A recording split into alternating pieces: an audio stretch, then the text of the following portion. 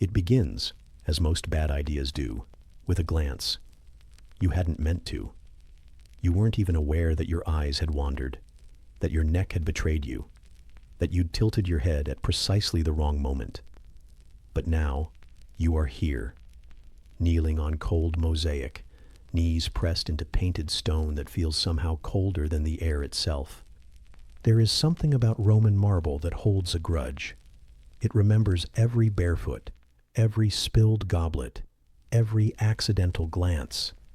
Your knees ache against its unforgiving surface, as if the stone itself is participating in your punishment, assisting the guards out of professional courtesy. You don't dare look up now. Not again. The last time you did that, you locked eyes with the Emperor for less than the time it takes to sneeze. And yet, here you are. A guard shifts behind you, his sandals scuffing against the edge of a column. The sound echoes off the walls like a slow drum beat. It's not that the guards are in a hurry. They're never in a hurry. The cold does not make them move faster. It only seeps through their leather, stiffening their fingers just enough to make their work clumsier and more painful for you.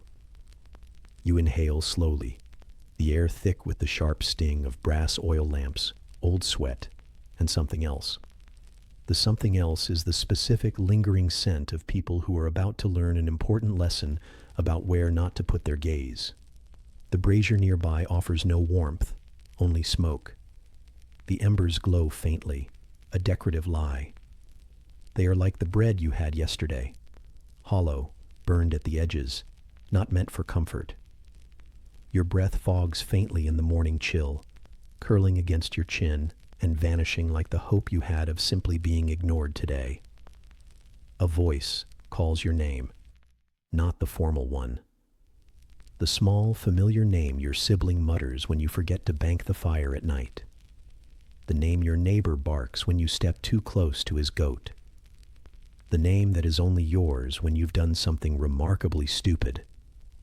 The guards pull you up by the elbow. Their fingers are cold but firm, leather biting into your arm like wet rope. You don't resist. That would be worse. Resistance tends to attract more attention, and the last thing you need now is more eyes on you. You are marched through a corridor that is both grand and uncaring. The walls are painted with red and ochre, scenes of men with perfect noses and women whose eyes never wander. You are not like them. You are not painted. You are not perfect. You are just cold, and your sandals squelch faintly from the puddle you stepped in earlier, one of Rome's many public mysteries. The Forum yawns open before you, stone and sky and too many faces. The sound of the city is strangely soft this morning, just the hush of sandals, the groan of wooden carts, the occasional cluck of a chicken who has not yet realized it is living near the Capitol punishment square. You are positioned carefully, your back to a column, your knees pressed into a thin mat that offers as much comfort as a folded napkin. The crowd begins to notice you. They always do. They are not here to mourn you. They are here to see what happens to people who look where they shouldn't. Your neighbor is in the back, you think. He's probably not here for you, but he will talk about this later. The goat, mercifully, is not here. You miss the goat. The goat would at least have offered something warm to lean against. Your punishment is announced. It isn't exile. It isn't a fine. It isn't one of those sentences that allows you to go home and forget about the whole thing over a bowl of thin broth. It's the arena. You've seen it before, in passing. Large, loud, chaotic. People yell as if they are deciding the weather, but you've never been inside it. Not like this. Not as the person who is, well, not the one in the good seats. You are guided toward it, the guard's hands tightening briefly when you hesitate. The sand crunches underfoot. It's not clean sand. It's the kind that clings to your soles, sticks in the seam of your sandals, worms its way into the corners of your life. The Emperor sits above, a distant, shimmering figure. framed by silk and shade. You don't look at him now. You look at the ground, at the small stone near your foot, at the uneven grain of the wooden gate in front of you. The crowd hums. Some chant, some jeer. Most just watch. The beast is on the other side of that gate. You are not given a weapon. This is not a fight. This is a performance. You are not a participant. You are a prop. The gate creaks open with the reluctant sigh of old hinges. The lion steps through, its paws landing softly in the sand, the muscles beneath its fur moving like slow water. It does not charge. It does not roar. It simply watches you, head low, breath steaming faintly in the morning air. You stay very still. It sniffs the ground, circles lazily, as if even it knows this is more about spectacle than hunger. You wonder briefly if the lion had breakfast. You hope it did. The emperor gestures. The crowd responds. You wait. The lion yawns. You feel your knees tremble in the sand, the cold climbing up your shins like a creeping vine. The wind snakes past you, lifting the edge of your cloak, brushing against the back of your neck with the indifference of a passing stranger. The lion steps closer. You lower your gaze. You try to become very small, very quiet. The lion sniffs you, its breath damp against your wrist. You do not move. It lingers. And then, as if bored, it turns away. The crowd sighs. Some cheer, some groan. The guards glance at each other, unsure whether to be disappointed or relieved. You are pulled away, not quickly, but firmly. The lion returns to its gate, tail flicking once as if brushing dust from an old memory. The emperor does not gesture again. You are not told what your new sentence is. Perhaps that was it. Perhaps the punishment is to carry this moment with you. The near collapse, the slow invasion of the cold, the weight of the sand still stuck in your shoes. You are returned to your corner of the forum. You are not praised. You are not punished further. You are simply set back where you were, as if nothing happened, as if you imagined the entire thing. The crowd disperses like mist. You hear the familiar bleat of the goat somewhere nearby. You think of home, of the fire you forgot to bank last night, of the way the blanket never quite covers both your shoulders at once, of your sibling, who will undoubtedly point out that you left your morning chores unattended. Your feet are still cold. The sand grits beneath your heel. You begin to walk. The wind shifts. The punishment is not the lion. It is the walking home, and the silence that follows. You pass the stalls again, past the crumbling columns and the strangers who no longer look your way. Your sandals scrape the stone. The bread seller does not speak. The wind does not soften. You disappear into the hum of Rome, just another figure beneath the marble sky. And far from here, in another land entirely, someone else is about to learn what justice feels like, when it's shaped like a bronze bull. It begins with the smell of bronze. Not warm, not clean, but thick, acrid, burnt. Like coins left too long in a fire, or a cooking pot that's been punished for someone else's mistake. You catch it as the guards pull you from the cell, one by each arm, and begin the walk toward the execution ground. The stones beneath your feet are uneven, sun-baked and scarred. They offer no comfort, just echoes. Each step lands with a hollow slap, as though the ground is pretending not to notice you. You shuffle forward, tunic clinging damply to your back, still soaked from the night's heat. The cell had no window, no air, just 4 walls and a very small bucket. You haven't spoken in hours, or maybe days. Time turns gummy when you have no way to measure it, except by how often your stomach folds in on itself. Your legs ache, your wrists burn. But worse than the soreness is the knowledge. You know what's coming. Everyone knows the story. the brilliant inventor who offered a new design to the tyrant of Akragas. A punishment machine made of hammered bronze, shaped like a bull, hollow within, with a door in the side and fluted tubes curled through the snout, so that when the prisoner screams, the sound comes out like a bellow. You know this. You've known it since childhood. You just never thought you'd meet it personally. The sunlight is sharp as a blade when you emerge from the corridor. It slices down from a cloudless sky and splays itself across the polished brass of the square. Your eyes don't adjust fast enough. All you see is white, then shadow, then too much color at once. And there, near the center of the execution platform, squats the bull. It glints like something sent from Olympus, or forged by someone who thought cruelty and beauty ought to sit in the same chair. It is life-sized, possibly larger, broad-shouldered and overbuilt.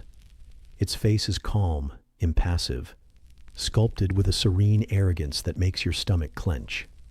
The horns curve upward like a threat that's been formalized. Its eyes, empty sockets ringed with soot, watch you without seeing. You are not the first. The metal is blackened at the mouth, the nostrils, the belly. Heat-stained, scrubbed and reheated too many times. Even from here you can smell it.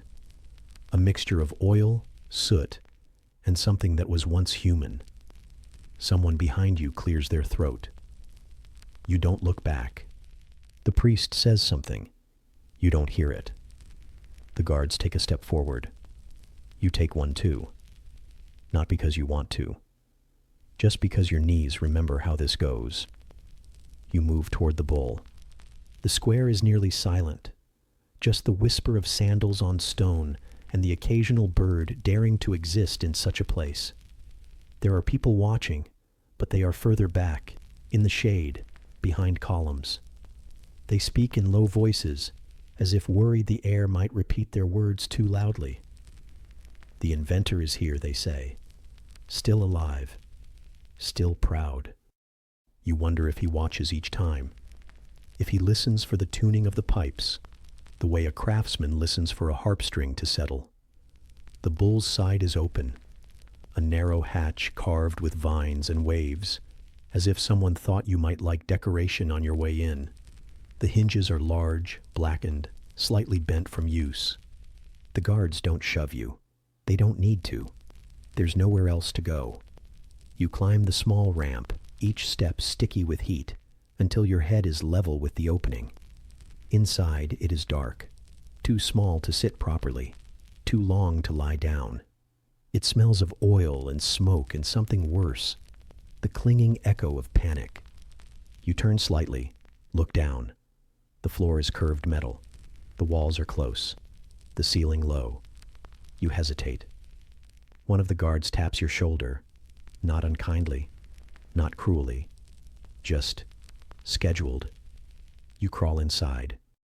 The metal is hot, not searing, not yet, but warm enough to make you sweat instantly. Your knees slide against the bronze, your elbows bump the side wall. The floor has no grip. You lower yourself, slowly, until your back is curved, your head tucked, your body folded like a child in the wrong cradle. The door swings shut behind you. The lock clicks. The quiet that follows is not peaceful. It is tight, pressed, full of breath and no room. Your nose touches the wall. Your chest touches your thighs. Your back rests against metal that is slowly warming by the second. You close your eyes. You try not to imagine how long this takes, or what the sound of your own scream will be like, once shaped into something bovine. A hiss. It starts small, just a coil of heat rising through the floor like a warning. The air thickens, not suddenly, just steadily. You swallow. It scratches. Your hands begin to sweat. Your feet press against the far wall. There is nowhere to shift. Every movement earns you a hiss of skin against metal. Outside, you hear voices. Calm, official. Inside, you wait. The first true heat comes as a bloom beneath your thighs. It spreads upward, curling into your spine. Your breath shortens. The air doesn't cool between inhales. It just recycles, damp and hot and yours. You reach for the wall, press your palm flat against it. It burns. You flinch, jerk your hand back, bump your elbow, hit your knee. There is no room to avoid yourself. You are one continuous loop of discomfort now. Your breath fogs in front of your face, only briefly. Then it vanishes into the heat. You begin to sweat more heavily now. It beads along your forehead, drips into your eyes. It slicks your back, pools beneath your knees. Every breath is a little shorter. Every inhale feels like someone else's exhale. You hear the whistle, faint through the mouth of the bull. It sounds like wind through a flute. Not a scream. Not yet. Just breath becoming shape. Your body begins to shake. You try not to scream. Not because you're brave, but because something deep inside you doesn't want to hear it. Doesn't want to know what your fear sounds like when turned into music. But the heat presses harder now. It grips your ribs. It wraps around your calves. It climbs your neck. It finds the softest parts first. Always. The bull begins to groan. It is not your voice, not exactly. It is something stranger, something layered, a harmony built from misery. You don't hear your name anymore. Just sound, just metal, just the shape of a creature that doesn't exist except in punishment.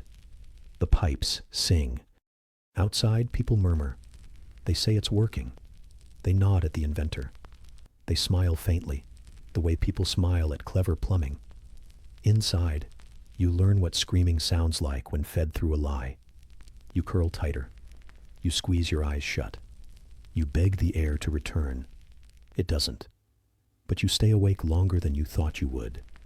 Long enough to realize the worst part. It's not the fire. It's not the scream.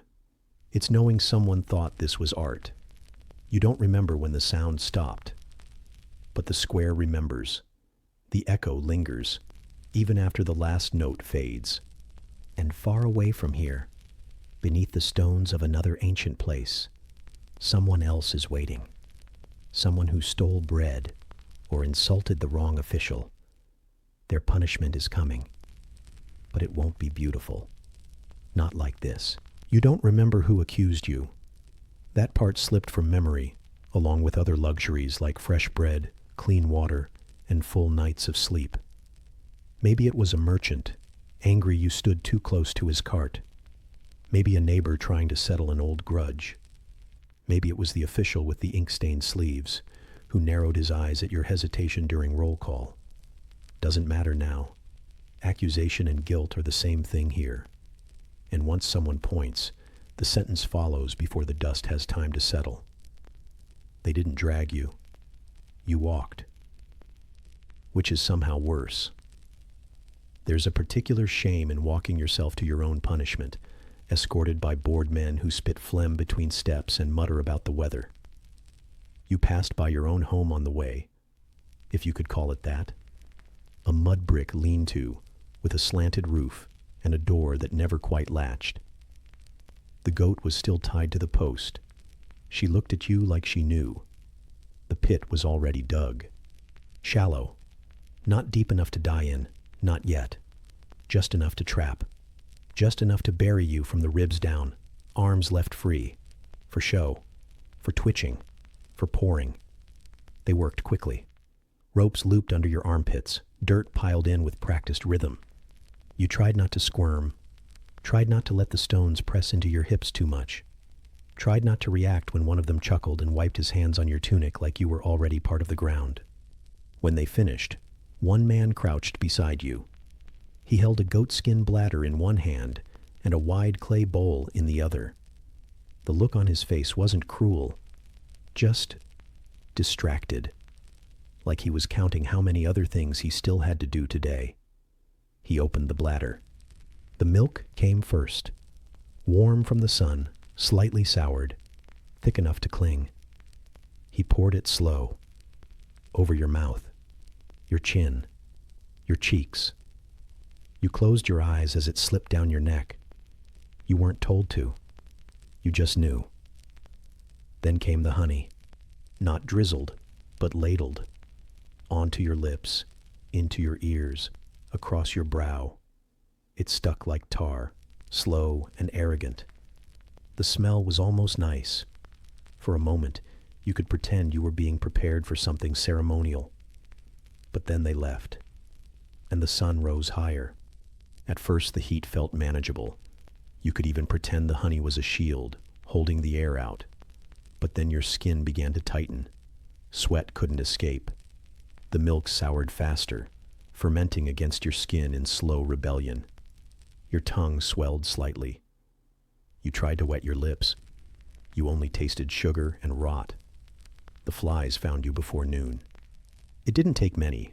The first landed on your cheek, too light to notice until it moved. Then another. Then three. They discovered your nose, your ears. They licked the corners of your eyes like they were reading you. You held your breath. You twitched. You blinked furiously. They stayed. Buzzing followed. The kind that's too close, too irregular. The kind that seems to pass through you rather than around. You shook your head once, hard, and something large thumped off your temple and veered lazily away, only to circle back with company. They liked your mouth best. You tried to breathe through your nose. It was already coated.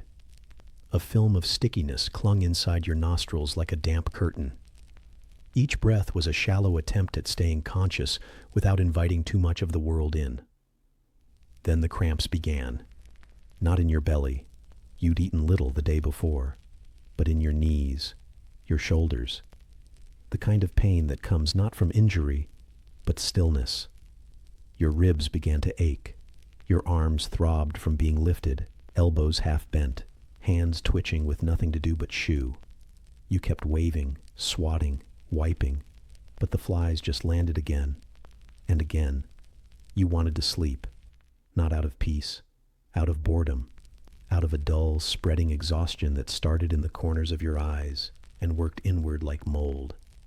But every time your eyes drifted shut, a wing brushed your eyelid, or a leg tickled your lip.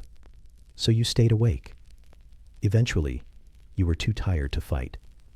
You let them crawl, over your cheeks, your neck, your shoulders, into the folds of your tunic, into the honey pooled in the dip at your collarbone, into the shallow corners of your ears, which now rang with a constant hum. Not imagined, real. Your breath became shallow, not panicked, just minimal. The effort of a chest that knows the air has turned against it. You think, briefly, of water. Not cool, clear water, just any water. You dream of sticking your head in a river, of gulping until your belly distends, of washing the sweetness away.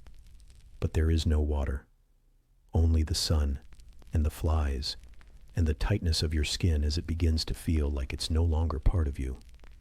A bird lands nearby. It's not interested in you, not yet, but it watches, tilts its head, hops closer, then flies off. You envy its freedom in a dull, detached way. You wonder what it feels like to move. The ground begins to shift, not beneath you, inside you, your bowels, your stomach.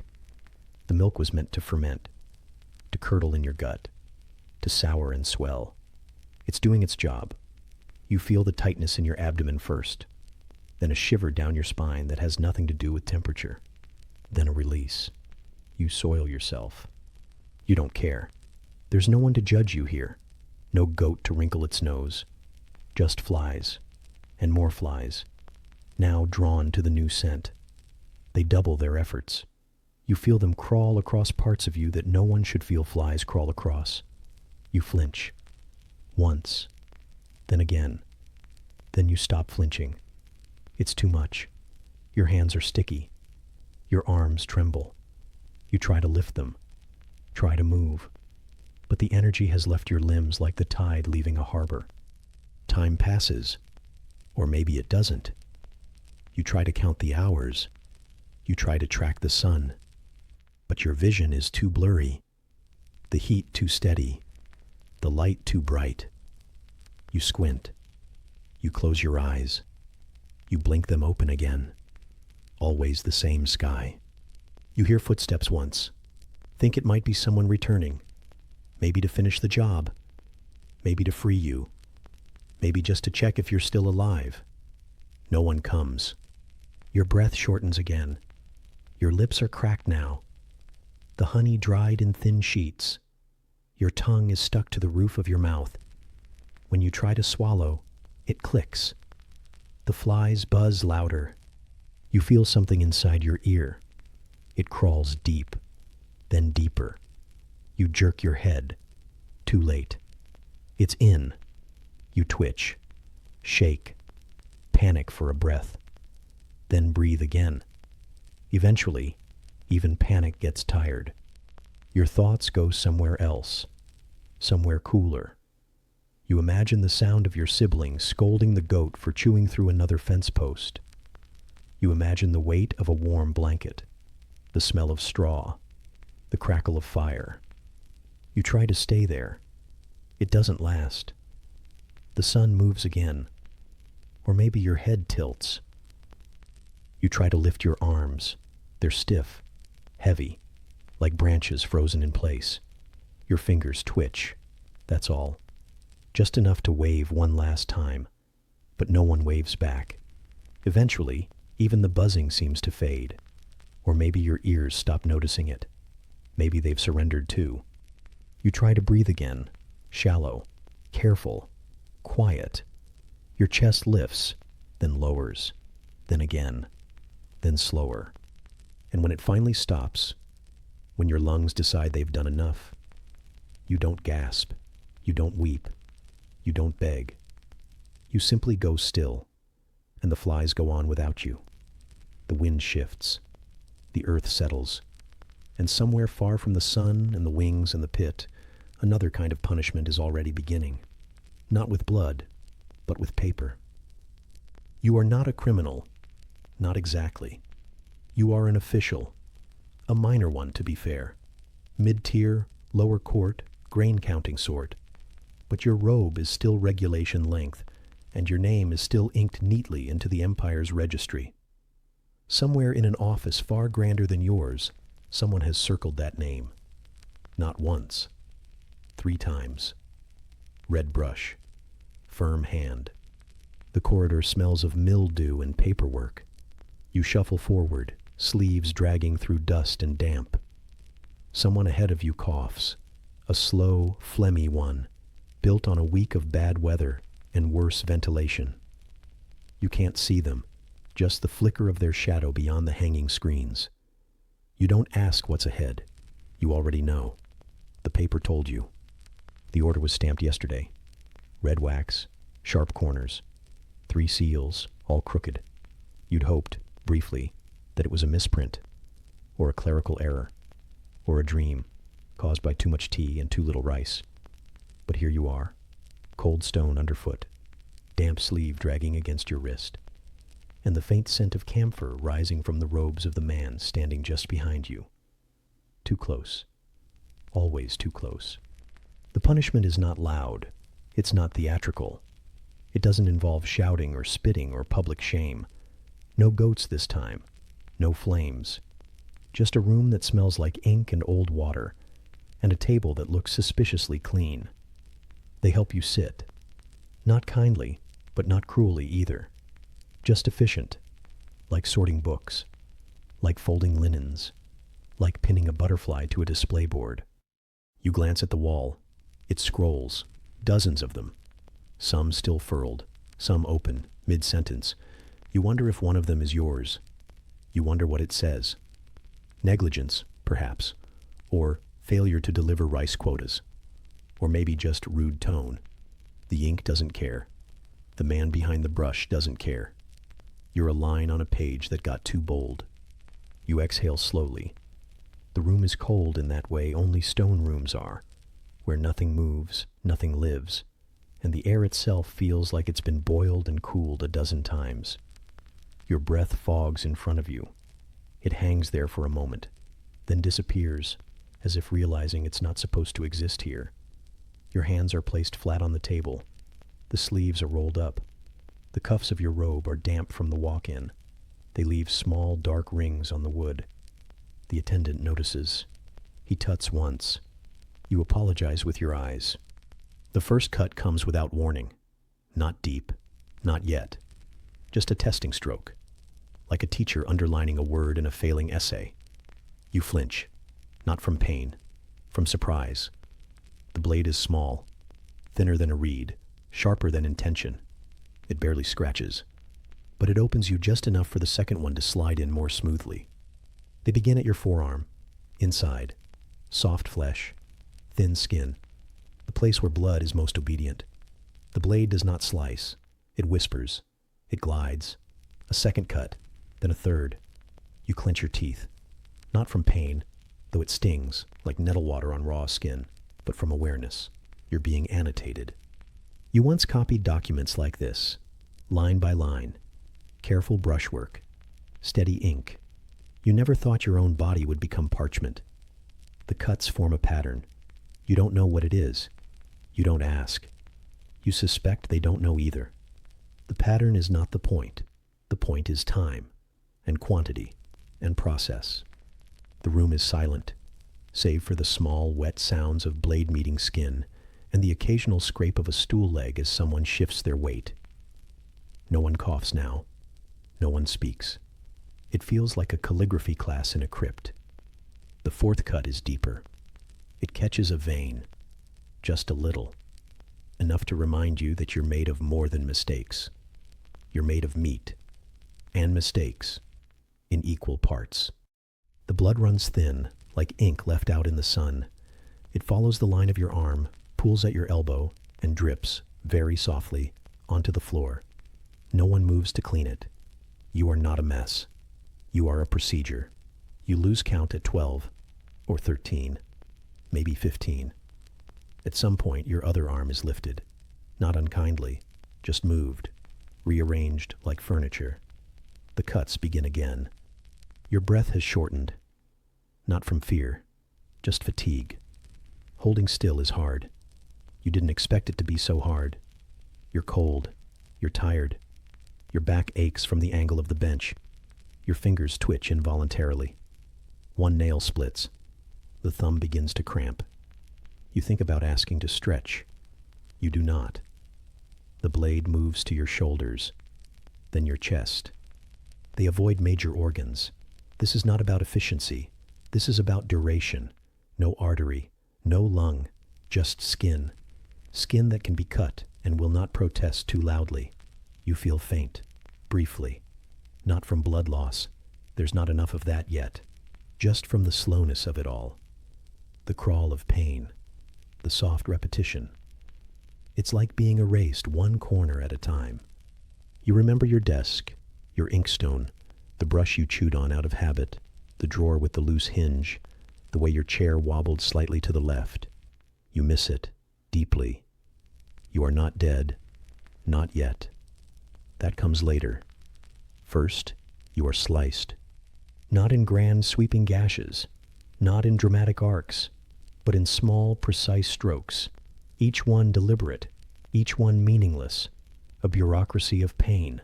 The blade, the form, the ink, the brush, they all work together, even when no one quite knows what for. Someone dabs your forehead with cloth. It's the first kindness you've been shown.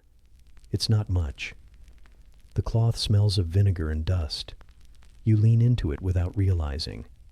The cuts move down your side, ribs, abdomen. You feel the cold kiss of metal along your hip bone. You wonder, vaguely, how many slices have been made.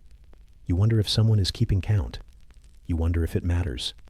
Your leg jerks once. A spasm. Not defiance, just biology. They pause. Wait. Then continue. You feel less now. Not numb. Just indifferent. The way a man feels indifferent to drizzle after being soaked in rain all morning. You bleed quietly. The blood is slower now. Thicker. It doesn't spray. It doesn't gush. It seeps, lazy and resigned. You close your eyes, and for a moment, just a flicker, you imagine someone brushing your hair back from your forehead.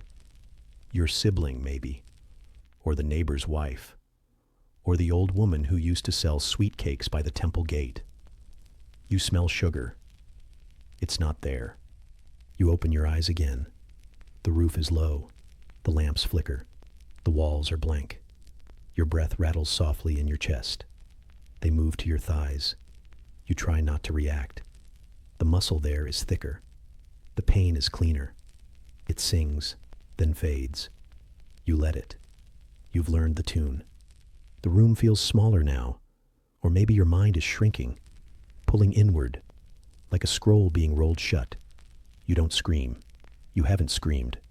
There's no reason to. No one would write it down. There is no form for screams, no signature box, just space, blank, silent, official. Eventually the blade stills. Not because it's over, because they've reached a stopping point. You are not told anything, not praised, not scolded, just lifted, moved, returned to your cell like a misfiled document, left there, to dry, to sting, to flake, to dream. And in the darkness, as you lie against cold stone, your robe sticking to every slice, your breath fluttering beneath a dozen lines of crimson bureaucracy, you wonder, quietly, if your mistake was ever real, or just a line item in someone else's report. You wonder if anyone will remember what you did. You wonder how many more cuts it would take to forget it yourself.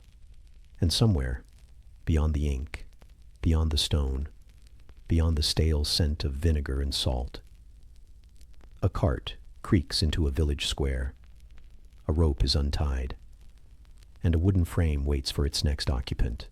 A cart creaks into the village square. A rope is untied, and before you've even adjusted your shoulders to the idea of standing again, you're dragged back into the chill gray breath of another punishment that prefers timber, rope, and humiliation over the tidy silence of a scroll. Your legs ache from sitting too long in the dark, but the daylight doesn't help. It's the kind of daylight that doesn't warm, just reveals.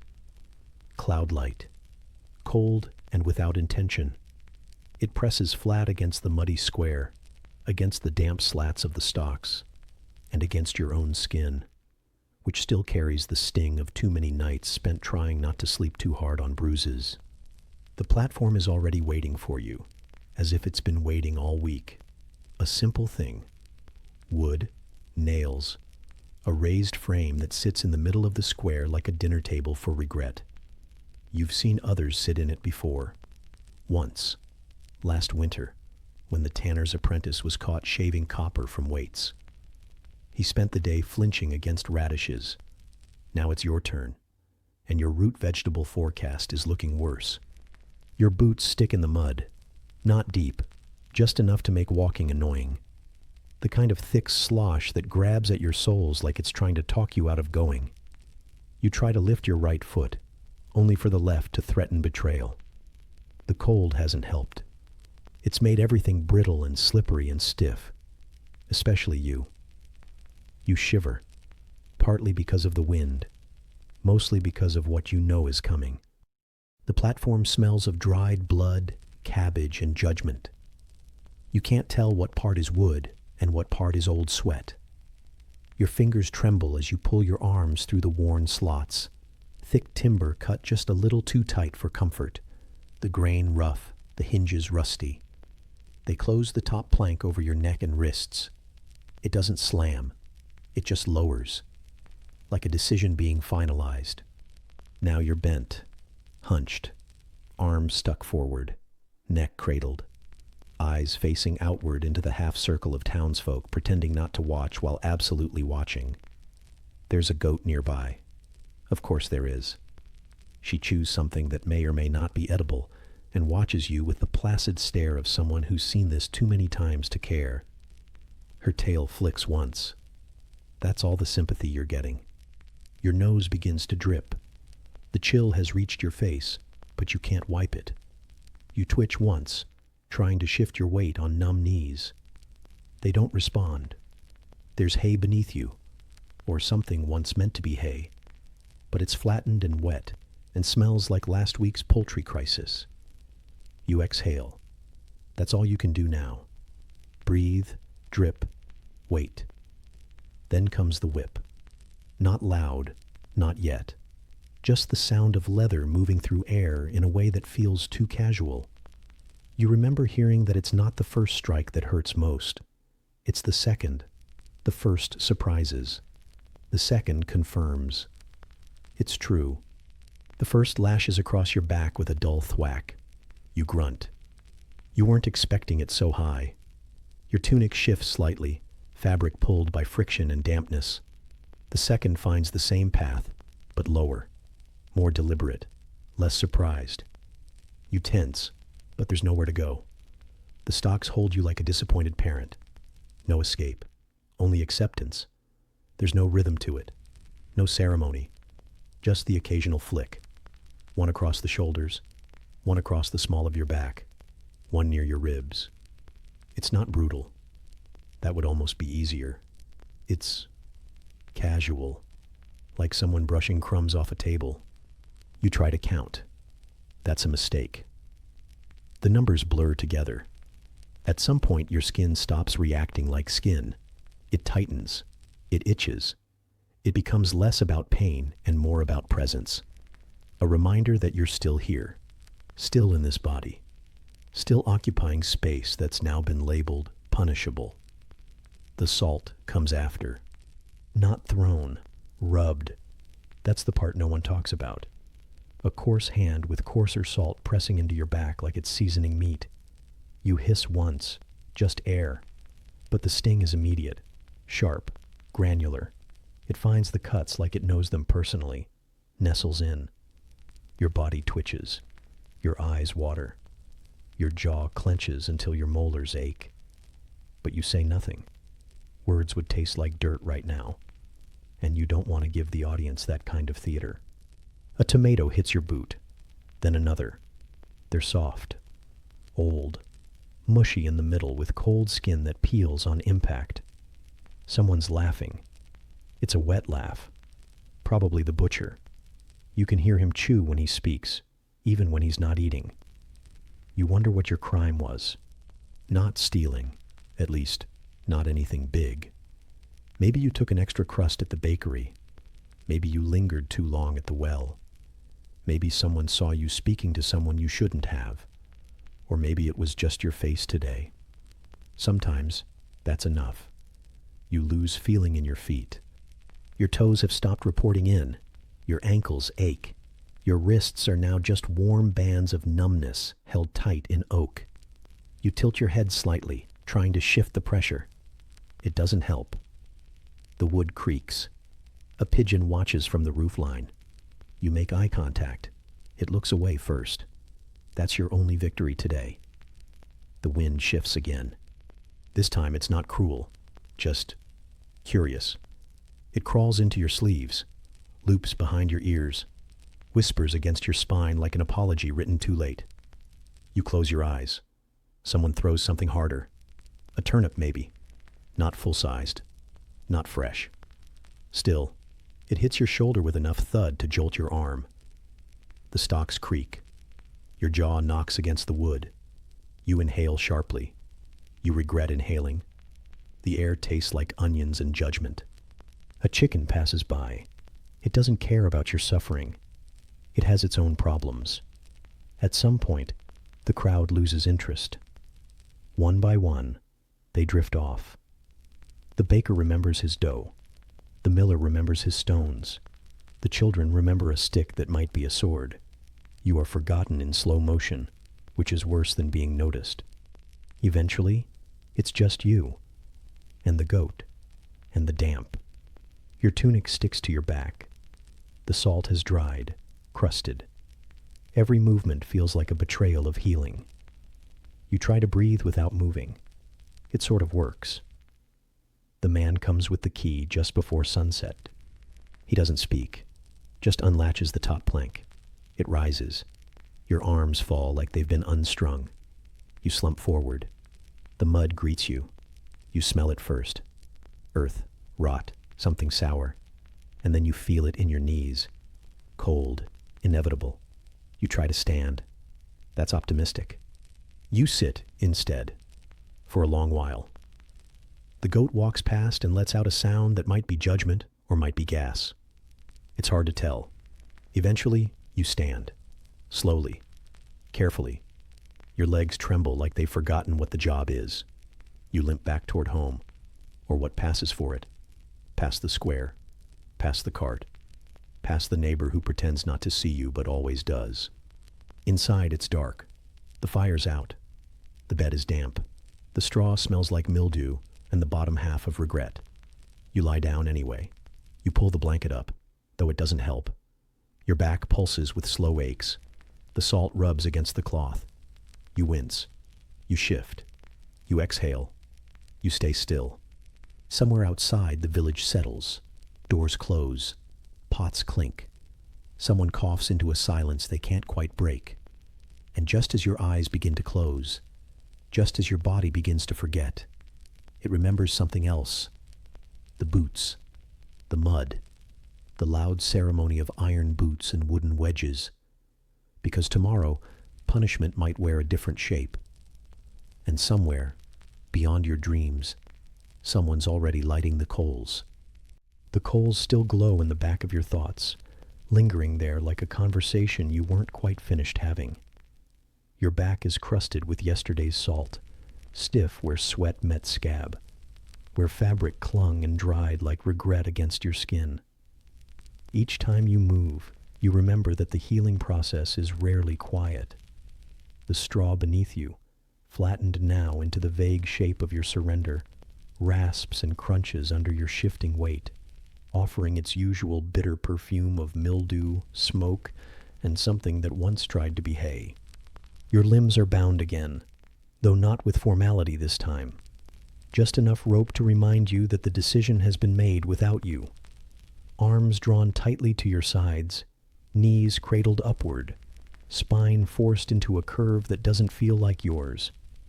The rope bites in places and itches in others, its fibers coarse as desert wind. Your hands tingle where the circulation is losing interest. You breathe in deeply, and the warmth of breath against your own cheek is the only soft thing left to you.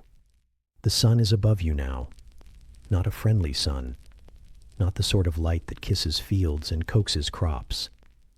This is an unblinking eye, high and pale and pitiless, pressed directly overhead like a palm. Your eyelids try to hold it out, but the brightness filters through the skin. You can feel it even when you close your eyes.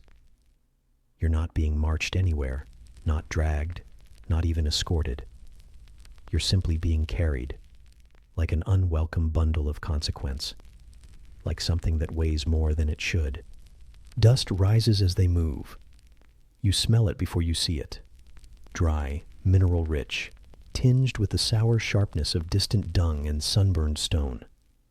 Your feet catch a draft of wind that feels oddly ceremonial, as though the desert itself is preparing for your arrival. Somewhere, a rope creaks. The shadows deepen around you, and when the sun disappears, it does so all at once. The stone mouth of the tomb swallows you slowly, like it's had too many meals like this and doesn't even care to chew. The air changes instantly, warmer at first, but not with comfort. More like breath from something long dead. Thick and moist, with the smell of decaying linen and damp plaster. You descend, belly down, pressed into yourself like an apology. Your body touches stone in places it shouldn't. Your forehead, your elbows, the sides of your knees. They all scrape along rough curves of carved walls worn smooth by centuries of forgetfulness. The moment the slab closes behind you, the sound dies. Not fades, dies. The outside world stops trying to follow. There is no breeze, no rustle of robes, no call of birds, not even the low hum of silence that normally fills the gaps. Just you, the ropes, and the shifting echo of something else. Something that doesn't walk, but moves. Something with many feet, none of them yours. It begins slowly, the way all dread does. A brushing sensation at your ankle. Too light to flinch, too certain to ignore. You try to dismiss it as nerves, as blood returning to a limb, but the texture isn't right. It's neither warm nor cold. It's dry, a whisper of touch with intent. Another movement, this time across your shin, tracing a line so exact it could be measured. You imagine a leaf, a thread, anything soft and inanimate, but then it curls and climbs and pauses at your kneecap like it's considering directions.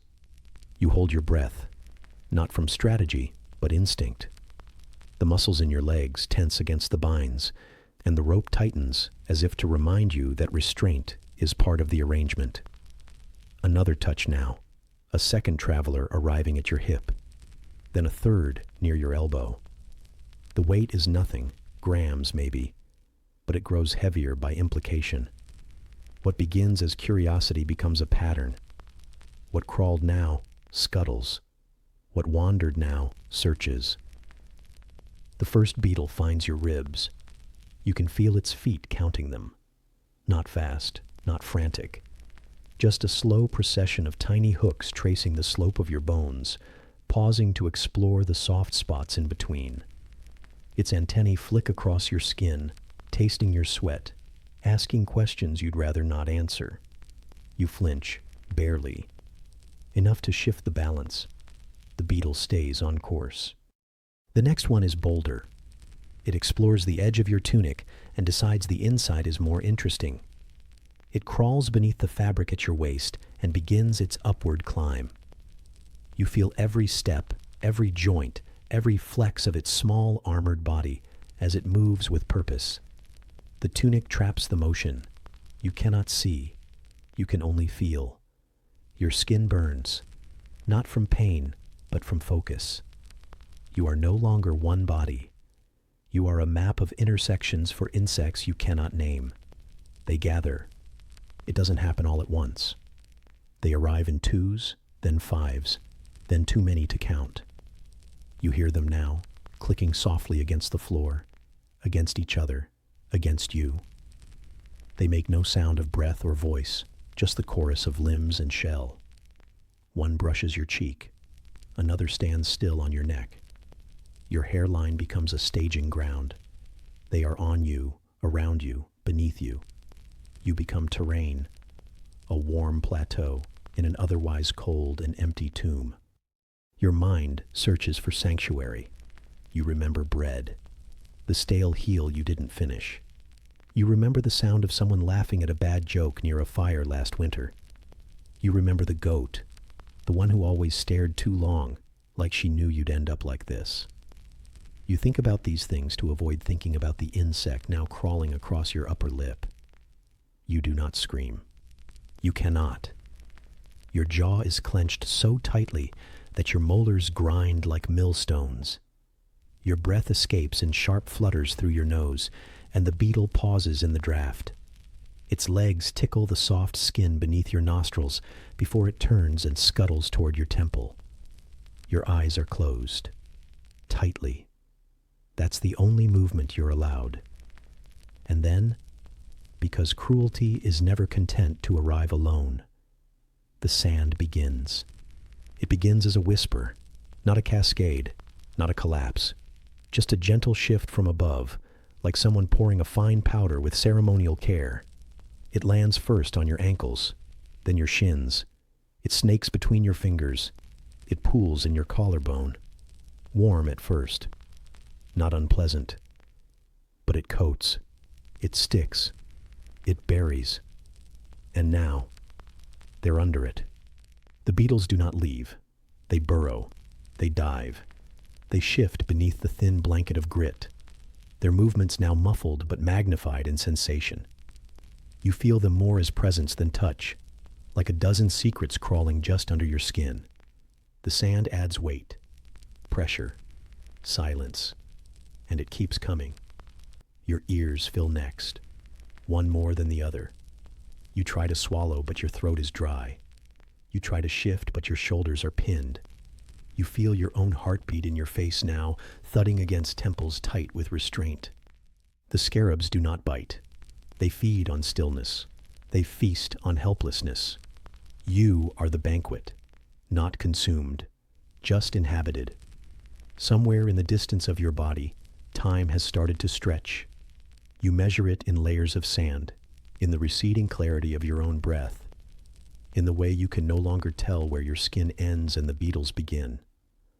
You imagine them wearing you like a cloak, moving inside your outline, learning your shape. Eventually, there is no new sensation, only maintenance, a slow grind of touch against thought, motion against muscle, fear against fatigue. You stop resisting, not from surrender, but because the cost of noticing has become too high. You float within the feeling now, not above it, just deeper. Sand over knees, beetles under ribs, heat along your spine, a single claw tapping gently against your heel, like punctuation. And just when you begin to forget you have a name, you feel the shift. Air, cooler, from above, the crack of light, the return of sound, faint and ghosted by echo. Something moves, a rope, a hook, the tug of gravity in reverse. They're bringing you up, not to rescue, to continue. You are not done, because someone, somewhere, has fetched the sack. And the animals inside are already restless. The frost hasn't lifted from your shoulders by the time you're dragged out from wherever they'd left you.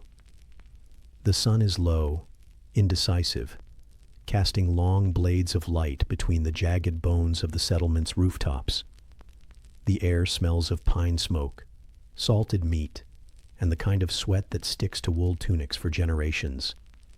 Someone's nearby fire sputters out a resigned cough of embers as you're marched past. They don't look up. No one does. In this place, when someone is being dragged, the polite response is to mind your weaving and pretend you didn't see the smudge of fear clinging to their heels. Your cloak is gone. Your dignity left with it. The wind finds the seams in your tunic, like it's been waiting for the invitation, curling against your ribs, brushing the backs of your knees with all the grace of a drunk ghost. Your feet shuffle through gravel and half-thawed mud. Occasionally you step on something that squelches. You don't look down. You've learned not to. In a Viking outpost this far north, the line between trash and offering is disturbingly thin. You're not entirely sure what you did. You remember voices raised, not yours. Accusations traded like livestock. Then, the firm hand on your shoulder. Then another. A nod from someone who smelled like smoked herring and old blood. And now, here. The execution post, they call it that, though it looks more like a celebration pole, is already waiting. A tall, sharpened timber, wrapped at the base with ropes stiff from old weather and older crimes. Runes are carved into it, or maybe just deep scratches from years of justice. It leans ever so slightly to the left, like even it is tired of this whole spectacle. You're positioned in front of it, kneeling not by choice, but by the refusal of your legs to remain vertical. Your breath forms long ribbons in the air, each one a little less steady than the last. Around you, the crowd begins to gather, not in a rush, not in any ceremonial arrangement, just ambling bodies, curious eyes, and the quiet buzz of anticipation, like market day. But if the goat was you, someone's chewing something, loud and wet and rhythmic. Another mutters under their breath, a string of consonants too rough to be prayer, too casual to be insult. No one meets your eyes. That part's deliberate. It's easier to bear witness when the witness pretends it's happening to someone else entirely. Your shirt is torn open before you realize it's happening. Not ripped. That would take drama. Just methodically unfastened and peeled away like bark from a tree that's not quite dead. The air against your back is a second slap. Not cruel, just clinical, like the weather has a job to do and you're a surface to get through. Then come the tools. You don't see them, but you hear them.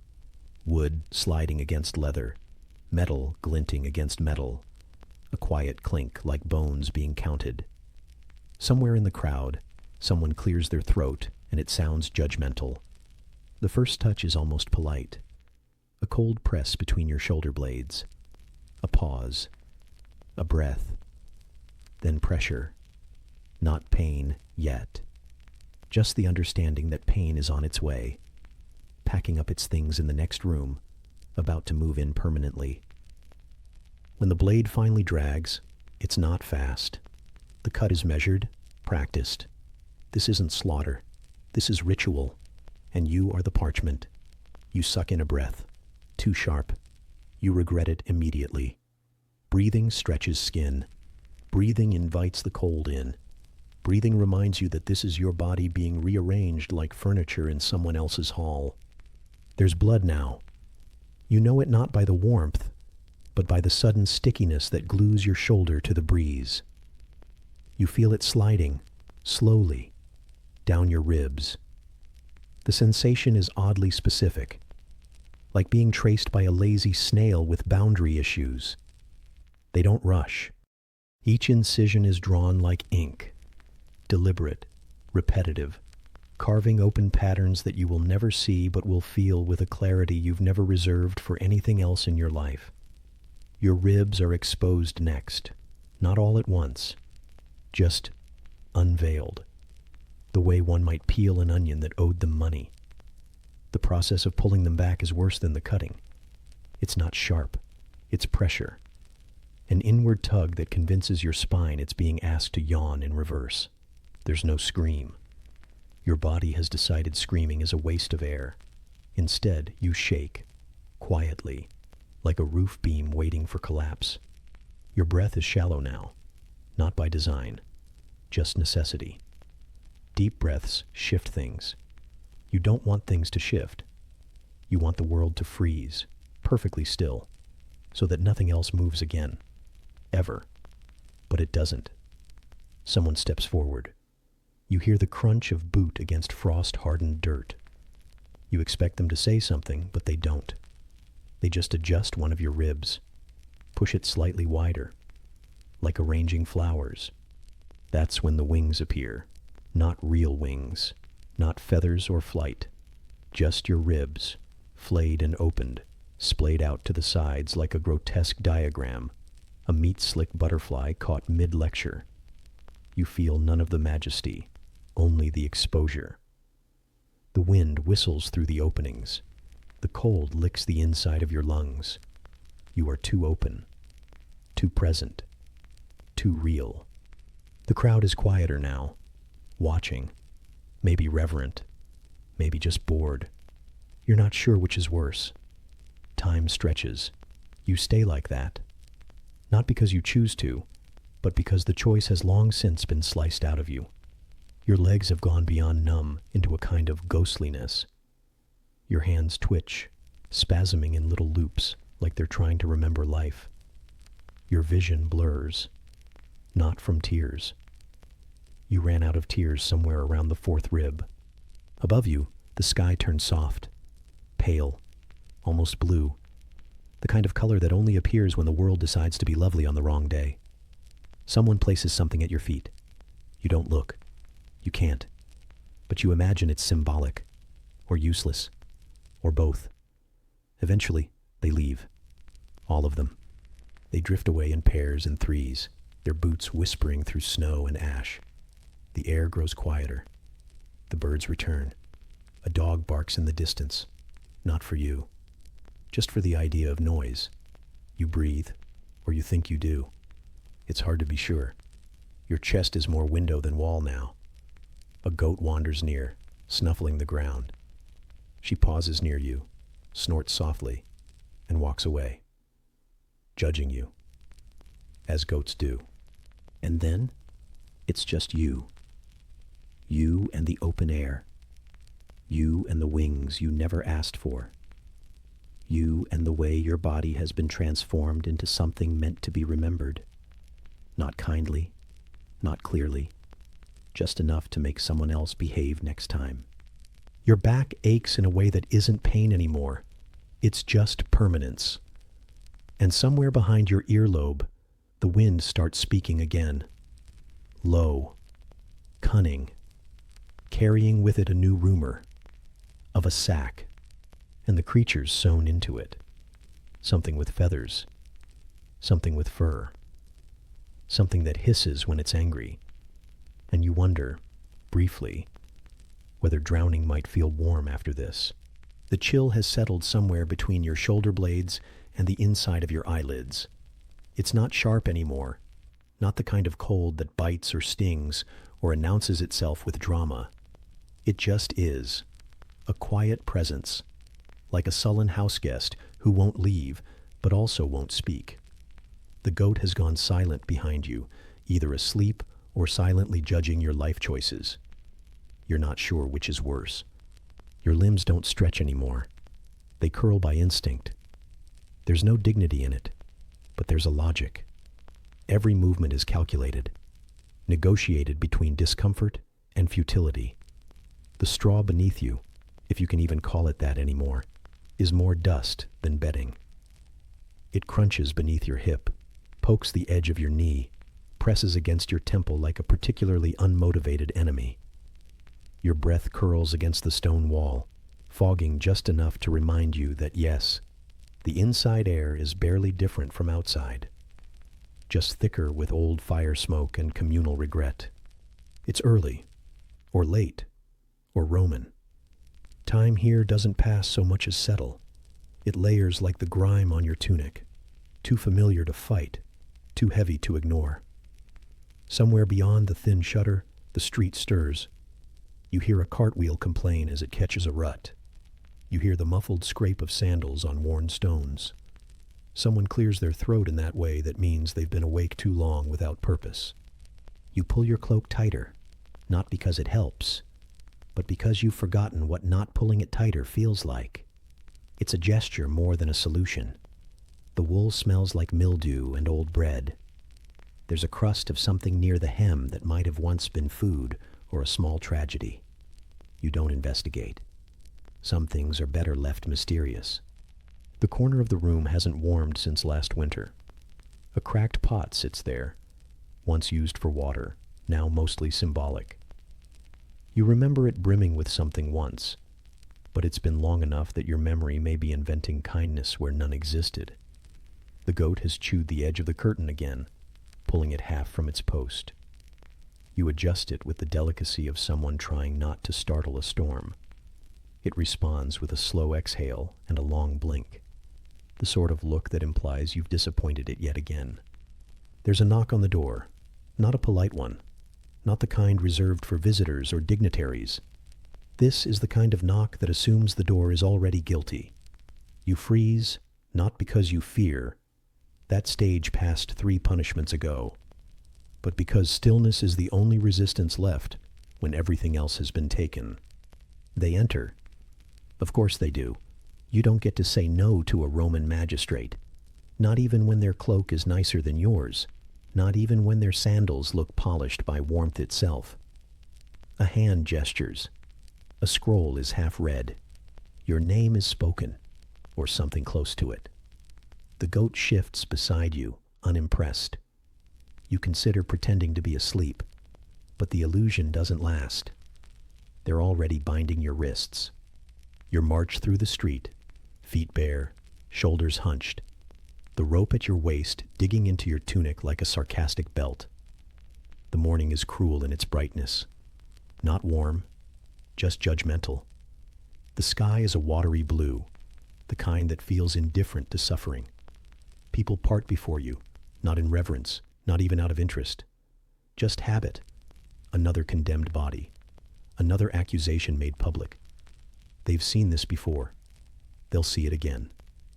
You're led not to a platform, not to a scaffold or a pit. No. Today's innovation is a sack. You don't see it at first. It's crumpled beside the dock, oversized, ominously empty. The leather is thick, darker than it should be, stained by time and possibly former occupants. It smells like wet dog, fish scales, and something slightly reptilian. You glance toward the water. It's as gray as every Roman canal, churning with the slow rot of forgotten offerings in sewer runoff. There's no mystery where this is headed. They open the sack. Inside is movement. You blink. You wait. You hope it's just your imagination, but no. Something inside shifts. You hear a faint flutter, a hiss, the damp slap of fur against hide. One of the officials nudges the sack with his foot. A soft growl answers. Not loud, not theatrical. Just a tired reminder that you're not alone. Not yet. Your knees hit the stone. Not by choice. That part was never yours. You're pushed forward, folded into the sack like laundry no one intends to wash. It's cramped. Too cramped. Your knees press into your ribs. Your face finds the curve of leather and the sharp stink of a rooster that isn't thrilled about company. Something coils beside your foot. Something else scrabbles up your spine, feathers brushing your ear. You don't scream. What would be the point? The sack closes around you with finality. A drawstring pulled tight like the last line of a terrible poem. The air inside is stale and furious. The rooster flaps once, offended. The dog whines. The monkey, you think it's a monkey, chitters near your shoulder and then bites your tunic. Or your neck. You're not sure. You've stopped tracking distinctions. The snake doesn't make a sound. That's what you're listening for. The water comes next. You feel the shift, the lift, the stumble of many feet carrying too much weight with too little care. The world tilts. The smell of the river rises to meet you. Algae, rot, cold. Then a drop. Not far, not dramatic. Just final. You sink.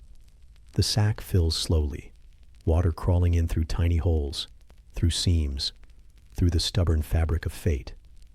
Your body curls tighter, instinctively. There's no room to fight, only to endure. The dog thrashes, the monkey claws. The rooster kicks and lets out a noise like indignation and panic rolled into feathers.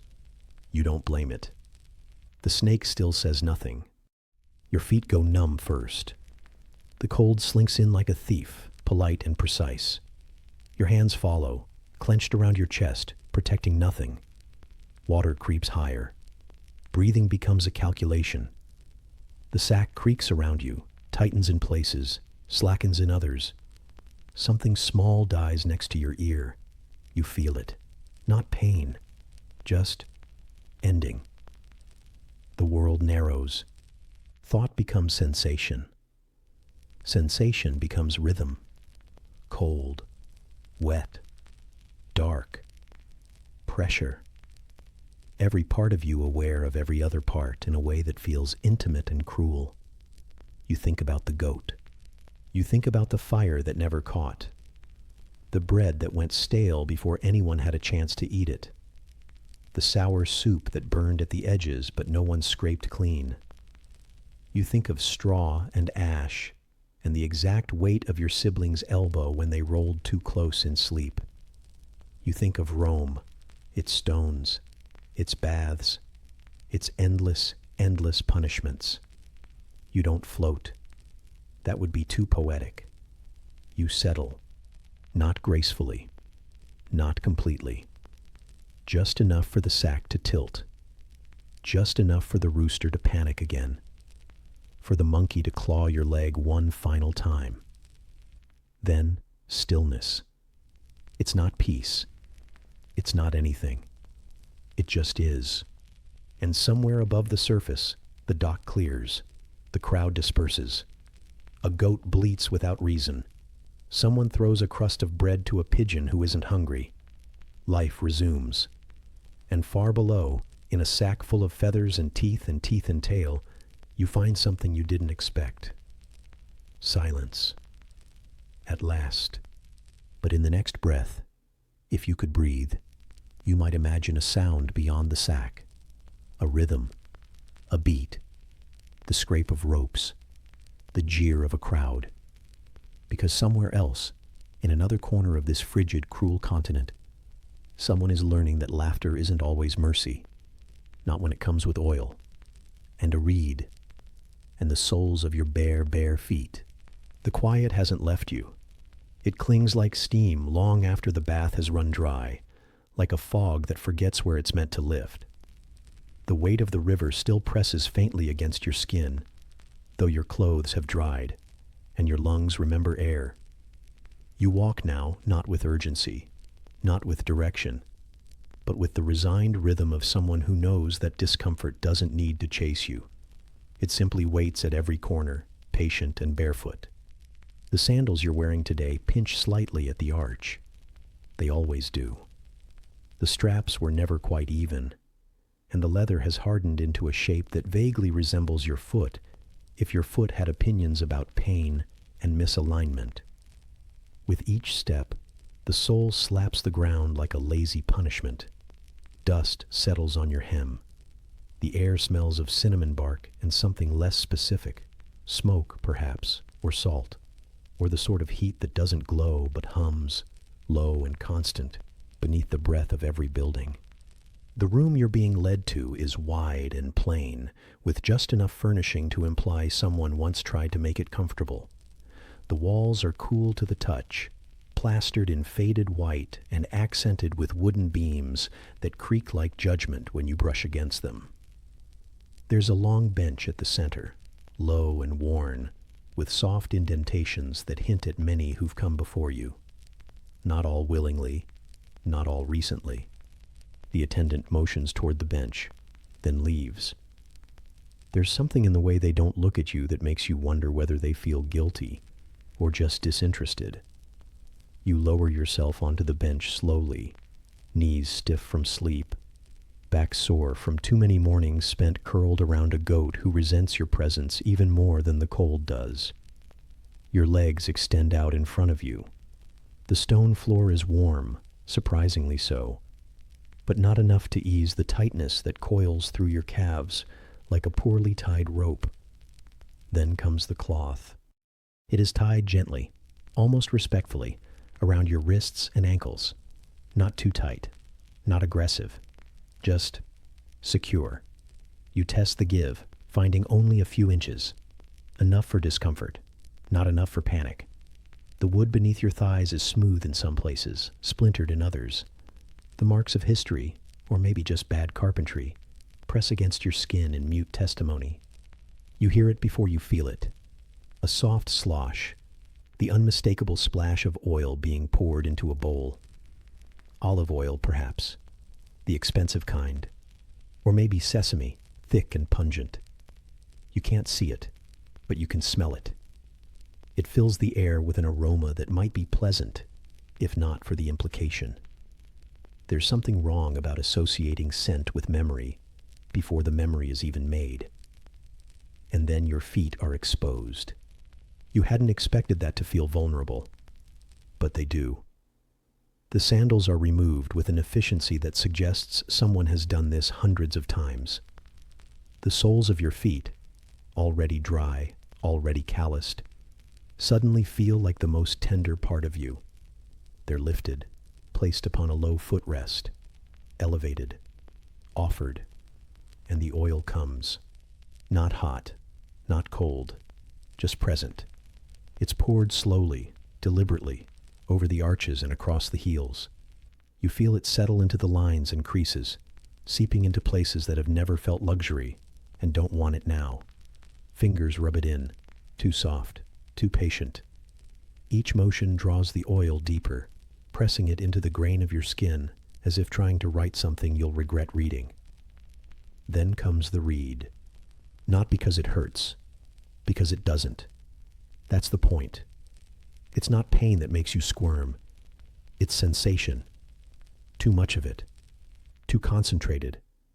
It's laughter's cruel cousin, the one that doesn't ask if you're enjoying it. The reed dances along your foot like a bored artist, flicking and fluttering, tracing lines that don't deserve attention. Your toes curl, your breath hitches, you shift your weight and realize there's nowhere to shift it to. The second foot joins the game. Both soles now, oiled and shining, twitching with every stroke. The reed alternates, then doubles. There are two now. Two reeds, two hands, too much. You try not to laugh.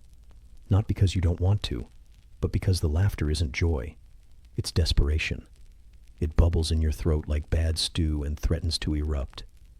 You clench your teeth. Your shoulders tense. You breathe through your nose until the rhythm breaks you down again. Time is strange here. You don't know how long it's been. Minutes? Hours? The room hasn't changed. Your body has. You are sweat-slicked and aching. Your ribs hurt in a way that suggests you've been vibrating with restraint. The laughter escapes sometimes. Sharp, barking bursts that sound like they belong to someone else. Someone being dismantled by feathers and fingers instead of knives and chains. There's a cruelty in the subtlety. You were ready for pain. You were not ready for this. The tickling isn't constant. That would be too kind. It pauses just long enough to let your nerves catch their breath, to reset, to hope. And then it resumes, always in a new pattern, always slightly worse than before. The oil makes it worse, slippery and smooth, reducing every reaction to instinct. You can't reason with your feet. They betray you without hesitation. The reeds tap. They scratch. They flutter and flick and trace. You twitch. You jerk. You beg. Internally, silently, for something more familiar. A whip. A rod. Even fire. Something that doesn't make your whole body feel like a laughing wound. In the background, someone hums. Not a melody. Just a low, sustained tone, like a pot boiling or a cat purring from across the room. It doesn't help. It makes you feel observed, catalogued, gently judged by a society that decided this was artistry. That tickling wasn't just a pastime, but a method, a science, a sentence. Eventually, it stops. You don't believe it at first. Your feet are still flexed. Your lungs are still heaving. Your fingers tremble in their restraints. But the reeds are set down. The oil is wiped away with a cloth that is somehow rougher than the punishment. You feel exposed and raw, as if someone has emptied you through the soles of your feet and left the rest of you to figure out what's next. Your ankles are unbound. You don't move. Not because you can't, but because you're not sure who you are without the tickling. It's defined you now, shaped the contours of your endurance. You've known pain before, but this was something else. This was joy's shadow, turned upside down and sharpened. You stand, slowly, carefully, as if your bones have learned new ways to betray you. Your feet tingle with ghost sensations, echoes of laughter that never belonged to happiness. You place one foot in front of the other, uncertain whether you're walking away or towards something else. Either way, your steps are real. The room grows smaller behind you. The air outside is cooler than you expected. The wind is dry, brushing against your cheeks, like the sigh of someone who saw what just happened and chooses not to speak of it. You're not grateful. You're not resentful. You're just moving again. And as you pass a quiet doorway, you see the goat. She blinks at you with the expression of someone who's heard stories, but never believed them until now. You offer no explanation. She chews thoughtfully and turns her head. The street ahead curves slightly, disappearing into shadows cast by a sun that has no intention of warming anything. Somewhere beyond that curve, someone is hammering something metallic into shape. You can smell the iron, feel the weight of it in the air. It hums in your bones. Because the next punishment doesn't need feathers or reeds, only a boot and time. You can still feel the tingling, not on the soles of your feet, but somewhere deeper, in the memory of nerves, in the ghost of twitching laughter that refused to be yours. The Ottoman tickle was supposed to be absurd, even comical. But what it left behind was more unsettling than pain. It made you feel like a bag of badly packed groceries. Everything jostled, nothing where it should be. And now you walk through the morning like someone learning their body again, bones reacquainting themselves with gravity, and dignity trailing somewhere behind you like a sock caught on a splinter. The road beneath you is dry today, though the frost hasn't retreated fully. Your boots, if you can still call them that, chafe at your ankles. The laces are stiff with sweat and rain, crusted like old promises. You tug them tighter, not because it helps, but because it gives your fingers something to do. Every step lands with a muted crunch, not loud, but enough to make the silence feel personal. Somewhere ahead, bells are ringing, not the joyful kind, the kind that sounds like someone has misplaced a cow and decided to blame the nearest peasant. You arrive at the square slowly. No one hurries here. Hurrying invites notice, and in a world where punishments arrive gift-wrapped in iron and noise, notice is the one luxury you cannot afford. The crowd is already gathered, not packed, not raucous, just a loose cluster of villagers pretending they have other reasons to be standing in the cold. Some hold bread. Others grip children by the wrists, as if attendance might be mistaken for disobedience. You nod to no one. They nod back, or they don't. Everyone's playing their part. The scaffold isn't much, just a platform really. Wood, old and graying, bowed slightly in the middle, as if it remembers better days or heavier feet. The man in the center wears an apron, leather, stained. Not with blood necessarily, but with everything that comes before and after. He doesn't smile. He doesn't frown. He just exists, like a bad statue, holding a tool in one hand and a kind of boredom in the other. You're guided forward, not with force, but with the kind of authority that lives in silence and knows it's already won. You sit where you're told, on a narrow bench that's been worn slick by too many nervous bodies. Your legs are stretched out. Your hands rest at your sides. Your boots are removed with practiced efficiency. The cold kisses your skin like it missed you. Then, the boot. Not the one you wore, the other one, the iron one. It's more box than boot, really. Hinged, flanged, unpleasant in shape and implication. It yawns open on the platform like a metal yawn, inviting and terrifying all at once. Your foot is guided in, not jammed, not shoved, just placed, like a roast before the oven. You don't resist. You already know resistance is a waste of perfectly good trembling. The iron is cold. Of course it is. It sucks the warmth from your foot like a tax collector, leaving behind nothing but a dull ache and the sense that your toes are already regretting their involvement. The top half is closed, slowly, carefully, as if to imply that this is not cruelty, but process. A lid placed gently on a pot that no one intends to stir. And then, the wedges. Wooden at first. Small, harmless looking. They're tapped into the space between your boot and your foot with the ease of someone fitting stones into a wall. One at a time. Tap, tap, tap. It's not the sound that hurts. It's the waiting between sounds. The anticipation. You feel the pressure begin to build, not sharp, not sudden. Just a slow, creeping awareness that space is no longer yours. Your toes curl instinctively, only to discover that there's nowhere left to curl. Another wedge, then another. The pressure intensifies. Your foot begins to pulse with its own quiet panic.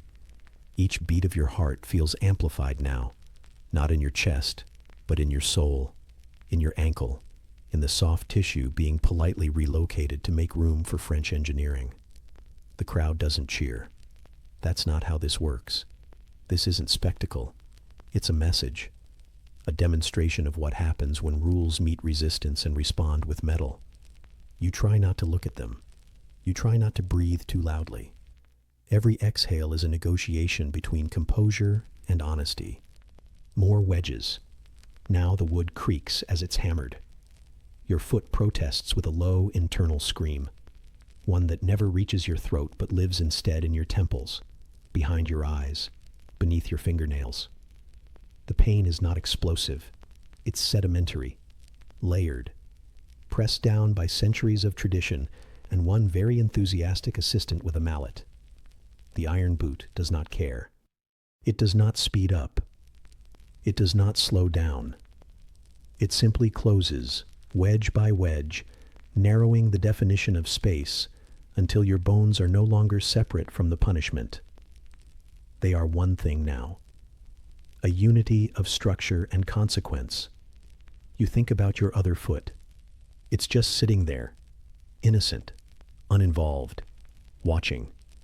You begin to hate it a little, the way it flexes idly, the way it still has toes that remember warmth, the way it refuses to feel guilt. You wiggle it once, just to remind yourself that not everything has been claimed. The man in the apron checks the boot. He taps it, listens, like a baker judging a loaf. Not done yet. He selects another wedge, thicker this time, and lines it up. The mallet rises, falls. Your vision fuzzes slightly at the edges, not from shock, but from the sheer absurdity of the situation. You are being unmade by carpentry, slowly, methodically, without flourish or apology. The final wedge does not go in fully. It splinters instead, the crack echoing like a closing door. The crowd shifts slightly, not gasps, just movement, as if everyone collectively adjusted their collars at once. The man shrugs, sets the mallet down, and signals that the message has been received. Your foot, meanwhile, has entered a new realm of sensation. Not pain, not exactly. Something deeper. A kind of intimate awareness that each toe now hates the others and will never speak to them again. You're untied. The boot is pried open with a groan. It resists. Of course it does. Iron has no sense of occasion. Your foot emerges slowly, red and purple and shaped like regret. You don't look at it. Looking gives it power. Instead, you look at your other foot again, still smug, still whole. The boot is carried away. The bench is wiped. The crowd disperses with the quiet dignity of people pretending they didn't see what they saw. Bread is resumed. Children are scolded for dawdling. The bells ring again. Not for you, for someone else, for the next. You sit for a while, alone on the platform, trying to remember how feet are supposed to feel. The cold creeps in again, now welcomed like an old friend. You try to stand. You fail. You wait. Then try again. Success, though questionable. You limp back through the square, cloak fluttering behind you like a badly tied curtain. The goat watches from a doorway. She doesn't blink. You nod at her. She nods back. That's the entire conversation. Back at the longhouse, someone has banked the fire. The heat is thin, but generous. You lower yourself onto the straw, foot elevated awkwardly on a bundle of rags that used to be a tunic. The ceiling leaks. Your sibling snores. A breeze snakes under the door and curls around your spine like it's looking for secrets. You stare at the roof and try not to remember the sound of wedges tapping into bone. And somewhere, far away and far too close, an elephant begins to trumpet. Not in anger, not in celebration, but in judgment. The sound doesn't leave with the last punishment. It lingers in your ribs, like the residue of a struck drum. Faint, persistent, uninvited. You walk slowly now, as if silence might loosen it. But it follows, a low resonance in the marrow of your spine, humming beneath the bones like something remembered, not imagined. The air grows sharper, not colder exactly, just more attentive. It meets your skin with a kind of clinical curiosity, noting where your sleeves end, where the wool sags, where your fingers emerge too exposed for comfort. It doesn't attack. It simply arrives and stays, like a supervisor or mold. The path leads you into a grove. Bamboo, tall and narrow, rises around you like the ribs of some skeletal cathedral. Pale shafts reach skyward, not swaying, not whispering, just standing there, perfectly vertical and completely unsympathetic. The wind snakes through in deliberate routes, pressing dampness into the folds of your collar. You breathe slowly, not deeply. Deep is for summer. Winter breathes shallow. You stop at the edge of the clearing. The structure in front of you is hardly a building, just poles lashed into a frame, roofed with something that used to be straw and is now mostly apology. Beneath it, there's nothing but mud and bamboo slats, dozens of them, laid out in neat, merciless rows. Each one split and polished, waiting for the next set of knees to remember them. You remember them. They haven't changed since the last time. Still too narrow to kneel on without precision, too smooth to provide any grip. Your body already knows where the bruises will form. You step forward. Each footfall lands too wet, squelching against the soggy earth with a sound that feels personal. You lower yourself slowly, first one knee, then the other. Bamboo greets you the way bamboo always does. It doesn't poke. It doesn't jab. It just exists. A silent endurance test that radiates up through your joints until your thoughts begin to slow to match it. Your breath catches. Not from pain. Not yet. From preparation. The first cane hasn't landed, but you already feel it in advance. Memory. Anticipation. They are twins. There's a pause. A long one. Wind trickles across the slats. You hear it brushing the stalks above like a hand through tired hair. Somewhere behind you, a shoe drags across grit. The bamboo beneath your knees grows colder, more real, more certain of your presence. Then the strike lands. It is not a whip crack, not a shout, not violence. Just a dull, practiced thud, like someone pressing a question into your back. The bamboo doesn't flinch, but you do. Your shoulders twitch. Your spine tightens. You inhale too sharply and feel the cold scratch your lungs. A second strike. Same pace. Same pressure. You begin to understand that this isn't punishment. It's instruction. You are being taught how long a moment can last. Your knees slip slightly, your toes digging into the mud to compensate. It doesn't help. The bamboo doesn't care. It only reminds. Time thickens. The rhythm settles into something primal. Not music. Not even counting. Just spacing. Bamboo. Cane. Air. Bamboo. Cane. Air. Your shoulders curl inward. Your breath becomes careful. You blink less. Your eyes trace a stalk of bamboo just in front of you. There's a scratch down its length. Maybe from a blade. Maybe from a bored bird. It doesn't matter. You fixate on it. It becomes a lifeline. A single distraction from the kneeling, from the rhythm, from the quiet that insists on being noticed. The strikes keep coming. Your back warms, but not with comfort. With circulation. Your knees lose sensation. Then the rest of you follows. You know that sensation will return later with interest. You shift. Not to relieve the pressure. There is no relief. You shift because the body demands movement, even if the mind knows better. The bamboo beneath you feels sharper now. Not because it has changed, but because you have. Your thoughts drift. Not far. Just enough to notice that your hands are curled into fists beneath your sleeves. That your jaw is tight enough to ache later. That the breath inside your nostrils is wet and sour and doesn't leave easily anymore. You start to hum. Not out loud. Just internally. A pattern to compete with the strikes. A melody of nothing.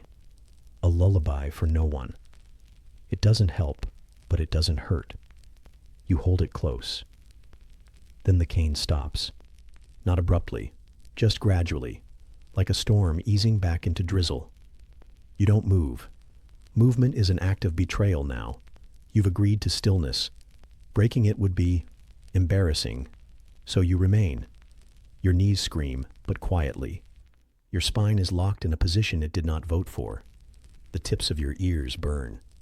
Eventually, you shift again. Rise, not quickly, but consistently. A trembling crawl toward vertical. Your feet remember themselves too late. You stumble. Catch the post beside you. The bamboo sighs. You stand. Barely. You glance back at the slats. They don't look like instruments of pain. Just wood. Natural. Even beautiful. But your legs know better. Your ribs carry the truth. You step out of the clearing. The air outside hasn't changed. Still damp. Still cool. Still too interested in the gaps between your buttons. But now it feels different. Not because it's warmer, but because you are colder. You pass the same pines, the same moss, the same wind. And somewhere, far ahead, someone is heating water. Not for you, but it will be warm. And the idea of warmth, even when denied, is its own form of comfort. You take a breath. Not deep, just steady. And you walk. Because stillness is done, and something stranger waits around the corner. The air hasn't changed. Not really. It still clings to your sleeves the same way it did yesterday. Damp, gray, vaguely sour with the smell of fermented rice and wet rope. But somehow it feels heavier now. Thicker, less like air, and more like something you have to wade through. Your scalp tingles where it shouldn't. A light chill seeps in across the crown of your head. Not wind exactly, but the memory of blades. The sensation isn't pain. It's worse. It's awareness. That constant reminder that something is missing. Something that once clung to your skull like identity, and now lies in a tidy pile somewhere behind you, swept into a lacquered box like discarded onion peels. You pull your rough-spun cloak a little tighter, not because it helps, but because it gives your hands something to do. They fidget otherwise. Fidgeting draws attention. And attention, right now, is the last thing you want. Unfortunately, it is also the only thing you have. The street doesn't clear as you walk it. Not exactly. It just stiffens. People pretend not to look. That's the trick. They pretend with such obvious care that it makes the looking even louder. A glance here, a double take there. A child's whisper too shrill to be subtle. The woman at the udon stall grips her ladle just a little too hard, knuckles whitening, steam rising behind her like a curtain between judgment and politeness. Your feet move slowly. They have to. The sandals don't quite fit. Not since the constable's apprentice, the one with the pockmarked forehead and the laugh like a broken hinge, stepped on your toes, accidentally, during the punishment procession. You suspect it wasn't personal. He just enjoyed having an audience. Everyone's brave when your head is freshly shaved and your dignity is leaking down your back like cold sweat. The street curves downward toward the river. Somewhere in the trees, a heron screeches. It sounds vaguely approving. You ignore it. You ignore a lot now. The wooden placard still hangs from your shoulders, a splintered yoke announcing your offense in brushstrokes wide enough to be read from across a rice field. One character, two meanings. Lazy and shameful, depending on who squints. The board bounces with every step. You've stopped noticing the way it knocks against your collarbone. You've started noticing the way people adjust their path to avoid walking in your wake, as if dishonor is something that might catch like head lice. A gust of wind flicks the linen of your cloak upward. It exposes the shaved arc behind your ears, raw and pink like the inside of a clam. Someone giggles. You resist the urge to flinch. Flinching is participation. Flinching gives them something to feed on. You learned that yesterday when the apprentice drew a snail on your back with charcoal and a smile that was all gums and bad intentions. Slow, he said, though not in words, just in posture. The way he pressed the brush down, then walked away before the ink dried. It's still there. You haven't had the courage to wash it off. Not that it matters. The whole village has seen it now. You are a signboard, a walking proverb, the living embodiment of why one should rise early, bow properly, and never yawn during temple ceremonies.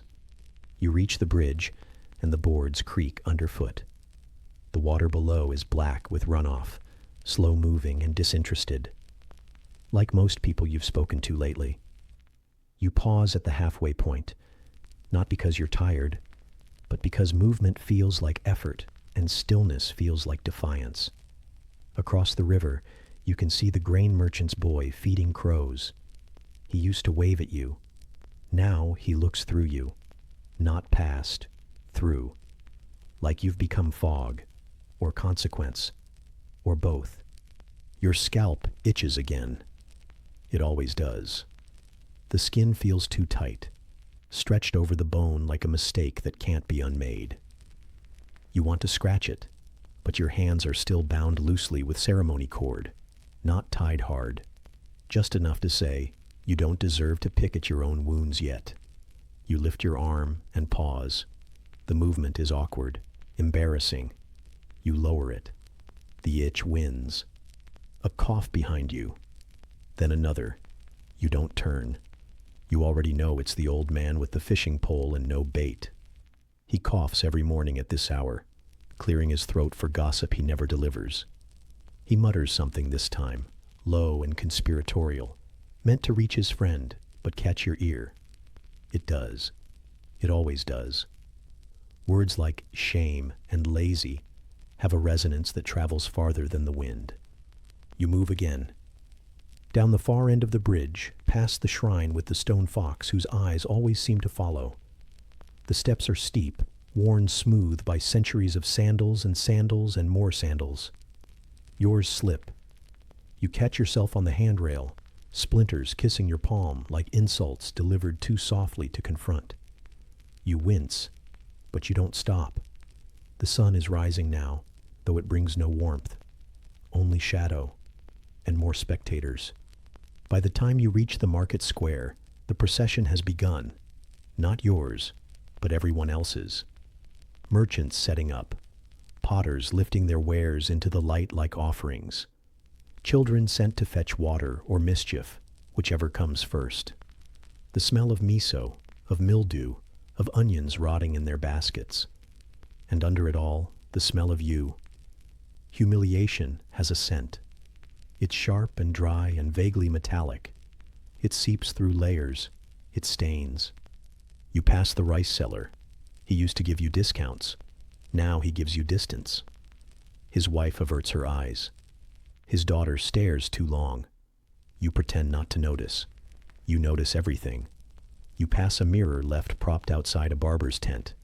A cracked thing meant for customers with better fortunes and better hair. You see yourself reflected briefly.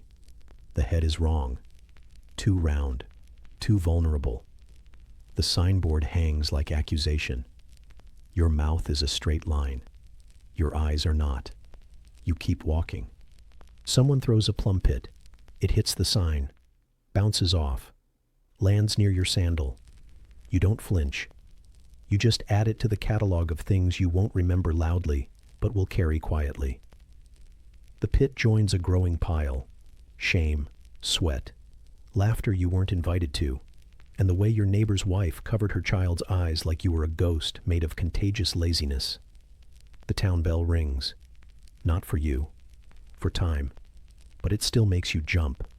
Sound does that now. Startles you. Reminds you how many things are louder than dignity when dignity's been peeled like bark. You sit, at the edge of the square, on a bench that smells of pickled radish and pine tar. The signboard digs into your thighs. Your scalp shivers. Your neck itches. Someone whispers. Someone else coughs. A bird lands nearby, picks at something invisible, then flies away, uninterested. You envy it. The day passes the way punishment days always do. Not quickly, not slowly, just in loops. One breath, then another, then another. People come and go. The sun doesn't warm you. The breeze doesn't touch you. You become part of the architecture, a fixture, a warning. a thing to be avoided and remembered in the same breath. Eventually, a shadow falls across your lap, a familiar one. Your sibling, perhaps. You don't look up. They drop something beside you. Food, probably. Or not. Maybe just a gesture. A quiet acknowledgement that shame doesn't have to be shared to be understood. You nod. Not at them. Just at the gesture. The shadow leaves. The sky deepens. The air cools. Your back aches. Your sign creaks. A dog sniffs your ankle, then trots away. Somewhere, someone laughs. Somewhere else, a pot shatters. You listen to all of it. You become all of it. And as night slips down the spine of the sky like a shawl pulled too late, you finally stand. You walk slowly, carefully. The sign still swings. The mark still stings.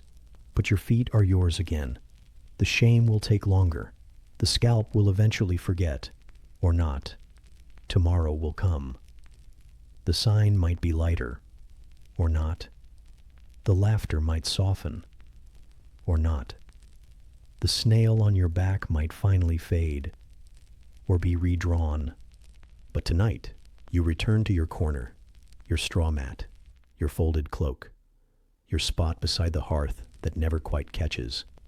You sit, and in the quiet crackle of coals that do not burn, you hear something familiar stirring, a whisper of hooves, a scent of something ancient, and the faint, distant knowledge that the next punishment might involve more legs than you care to count. The wind hasn't spoken in hours. It simply presses, patient and circular, humming across the surface of stone that stretches out beneath you like an altar no one bothered to smooth. There's no sound of breath anymore. At least not yours. Not really. Just the rasp of it, like wind over dried corn husks, thin and brittle and forgetful. The altitude has taken something from you, stolen it without asking, and now it just watches. You are alone, though you're not the first to be here. The mountain rises in slow motion around you, wrapped in its own chill, draped in the silence of thin air and ceremonial intent. There was once a crowd, of course. There were humming voices, the rattle of beads, the rustle of woven cloaks, and the long, slow solemnity of footsteps that knew this was not a journey with a return ticket. They left you standing here, wrapped in fabric so fine it scratches, tucked like a parcel into the cleft of this peak with ceremonial corn at your side, as though nourishment matters at this height. You try to breathe again. The air still isn't air. It's more suggestion than substance, a dry promise that never quite delivers. Each inhale feels like drinking fog through a straw. The ground beneath you isn't ground. It's rock pretending to be floor. Uneven and cold, flecked with a kind of lichen that doesn't seem to mind punishment. You've shifted your weight so many times that the bones beneath you have formed opinions. There is no cushion here, no straw, no blanket. Only the layers of fine cloth someone considered appropriate for a human sacrifice disguised as a high-altitude guest. The wind curls again. Not loud, just persistent. It weaves its fingers under the hem of your garments, tickles at your spine like an inquisitive spirit, and makes a slow inventory of the places you wish were warmer. It smells of stone, of old sky, of altitude and endings. Your hands are still folded in your lap out of habit. They've gone pale, then red, then the kind of white that comes just before numbness.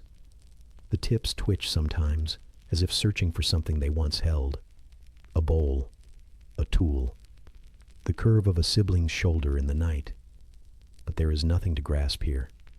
Only fabric, worn soft by hours of stillness and the slow insistence of wind.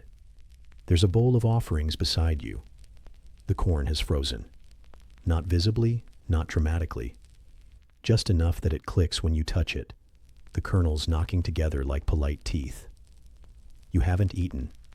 You're not supposed to. This isn't a meal. It's a gesture. Symbolic sustenance for a symbolic person. You're meant to sit and stay and become sacred, or at least ceremonial. You try to recall how long it's been. There is no sun here, At least, not one that behaves. It rises too slowly and never rises enough. The light drags itself across the stone like a guest who overstayed dinner and now doesn't know how to leave. You measure time instead by discomfort. The ache in your knees, the tingling in your toes, the sense that your lower back has filed a complaint and is waiting for management to respond. Someone was supposed to stay with you at first. That was the plan. A caretaker, or a watcher, or a priest who didn't talk much. But they left sooner than expected. Perhaps the wind convinced them. Perhaps the altitude. Perhaps the part of the ritual that says the offering must be alone by the end. Either way, they left without ceremony. Just a scuffed heel. A shape receding down the stone path. A disappearance disguised as tradition. You're not dead. That much is clear. Not yet, at least. But you're not quite alive either. Not in the sense that matters. Not in the way people mean when they say alive and well. You are alive and waiting. The kind of waiting that stretches your thoughts into shapes they were never meant to take. You think of odd things, half dreams, smells, the weight of things you used to carry, the sound of water in clay pots, the curve of a goat's skull resting on your thigh one winter morning, both of you trying to be warm at the same time. The mountain doesn't mind your presence. It didn't ask for it. It isn't punishing you. Not like the others. Not like the Roman arena or the Greek bronze bull. This punishment is quiet, chosen, elevated, decorated even. But it's still a punishment in its way. Isolation can be elegant after all. Silence can wear gold. You shift slightly. The cloth rustles. A pebble somewhere clicks against another. Sound travels differently up here. It gets lost faster. Or maybe it just gets lonely. You hum once, softly. The sound falls flat. Even your voice doesn't want to stay. Your legs have begun to ache in waves. Not sharp pain, just pressure. A sort of insistence. They want you to stand, to stretch. But the ritual is clear. You remain seated, still, poised, honored, which is another word for abandoned. Somewhere far below, life continues. You imagine it, the markets, the hearth smoke, the shuffle of sandals, and the awkward conversations that make up daily living. You imagine the woman who sold onions in the corner stall. You can almost smell the sharp tang of her breath, the slap of her hand on the counter. Even her disapproval seems warmer than this. Your stomach doesn't rumble anymore. It's given up, or grown polite, or simply decided this isn't about it anymore. Hunger is one of many things that has receded, tucked itself behind the larger sensation of cold and stillness and time. The sky shifts, not brightens, not dims, just shifts. A new layer of cloud unrolls like damp parchment, and the air thickens with the weight of everything unspoken. You blink. Once. Slowly. Your eyes feel too dry, then too wet, then unsure. A crack sounds nearby. Not close. Not urgent. Just the ordinary sigh of stone giving way to temperature. You look toward it, but there's nothing. Just the endless curtain of the horizon, drawn across the jagged line of the Andes. A view fit for royalty, or a ghost. You think again about the cloth you're wrapped in. It's beautiful, supposedly. Someone embroidered it. Someone dyed it with berries and bark and patience. It's heavy now, soaked with the sweat of ceremony and the breath of altitude. It clings where it shouldn't, and leaves bare what it ought to cover. You feel every seam. Another breath, shallower this time. Your ribs don't want to stretch. Your shoulders have forgotten that they can. You lean slightly. Not much. Just enough to remember that your spine exists. The shift sends a flake of stone tumbling from the ledge. It falls. You never hear it land. This is your punishment. Not loud, not brutal. Just slow, just high, just still. A timeout with panoramic views. A slow disintegration disguised as sanctity. You wonder how many others came before you. Sat like this, waited like this, died like this. You wonder if anyone remembers their names. You don't cry, not because you're brave, but because there's nothing left in you that's wet enough to waste. The cold has taken it all. Tears, like laughter, belong to the valley. And then, faintly, the air shifts. Not warmer, but different. A tone change. A breeze not from the west. The promise of something else. Maybe the storm they warned about. Maybe just night arriving early. Maybe the next step of the ritual. Whatever that is. You close your eyes for a moment. The darkness is immediate. It wraps you faster than the cloth. It presses against your lids like hands that know their way around a farewell. You stay that way, breathing, not hoping, just breathing. And somewhere, not far, the wind prepares to visit another height, another ledge, another figure waiting on another stone. The sky above sighs again, and below it all, quiet, small, and sacred, you remain. For now, but not for long. And far away, still out of reach, but slowly making its way into the air, you begin to sense the faintest pulse of water, a ripple of current, a place where trials are judged by floating or sinking. It follows you, that cold, up the hill, across the stone threshold, through the bent door, into the straw-choked silence where you once knew sleep. Not rest, not warmth, just sleep. You peel yourself from the mat where the goat's tail left a patch of damp. You blink crust from your lashes and press your palm to the floor beside you. It's wet again. It always is. Not puddled, just moist. The slow exhalation of walls that have forgotten how to dry. The fire didn't last the night. It rarely does. Not with wood that feels more like sponge than fuel.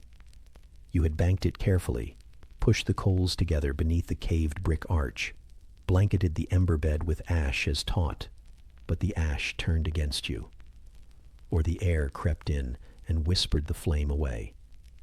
Now all that remains is a bowl of yesterday's heat, gone stiff and gray. You sit up slowly. The air does not allow fast movement. Every inch of motion feels negotiated, like your bones have unionized and demand terms.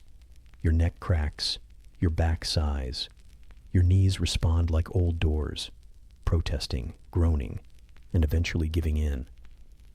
You roll your shoulders beneath the layers of linen and wool, all of them damp, all of them the color of regret and mildew. The town crier is already at it again. Not crying, not exactly, just slapping his boots through the slush outside and muttering threats in a voice that barely clears the rooftops. Trial, they say. Justice, they whisper. But justice here doesn't knock on doors.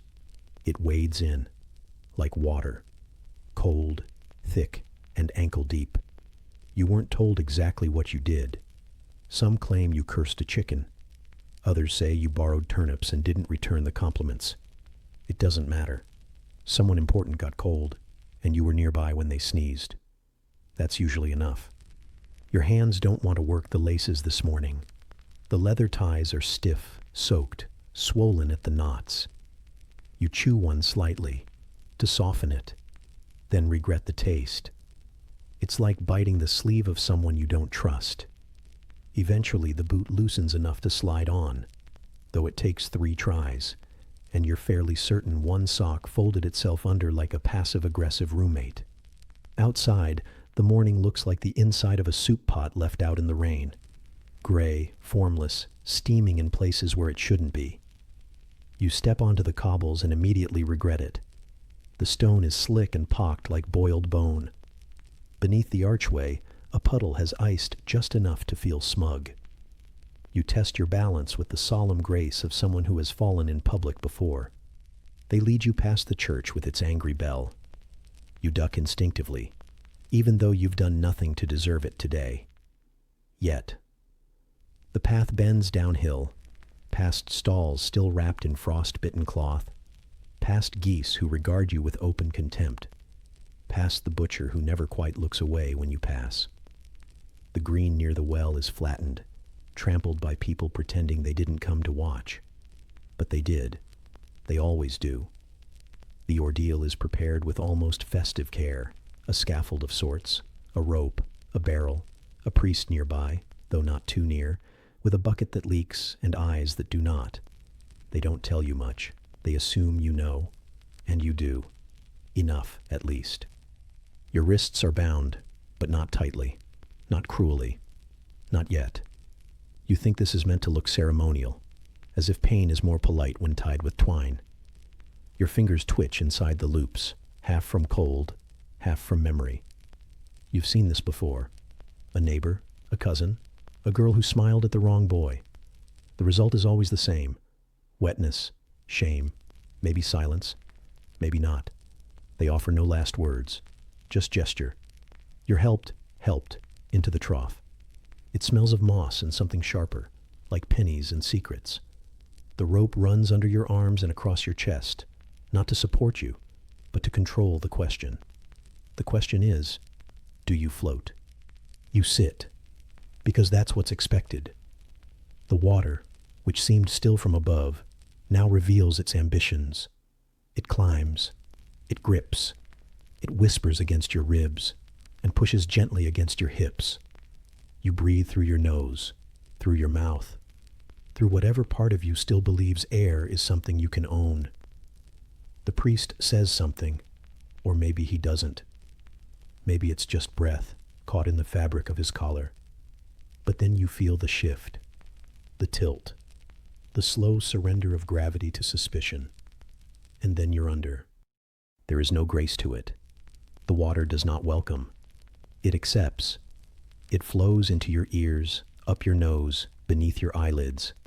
It seizes your throat with wet, invisible fingers and pulls downward with a weightless violence that feels almost embarrassed to be here.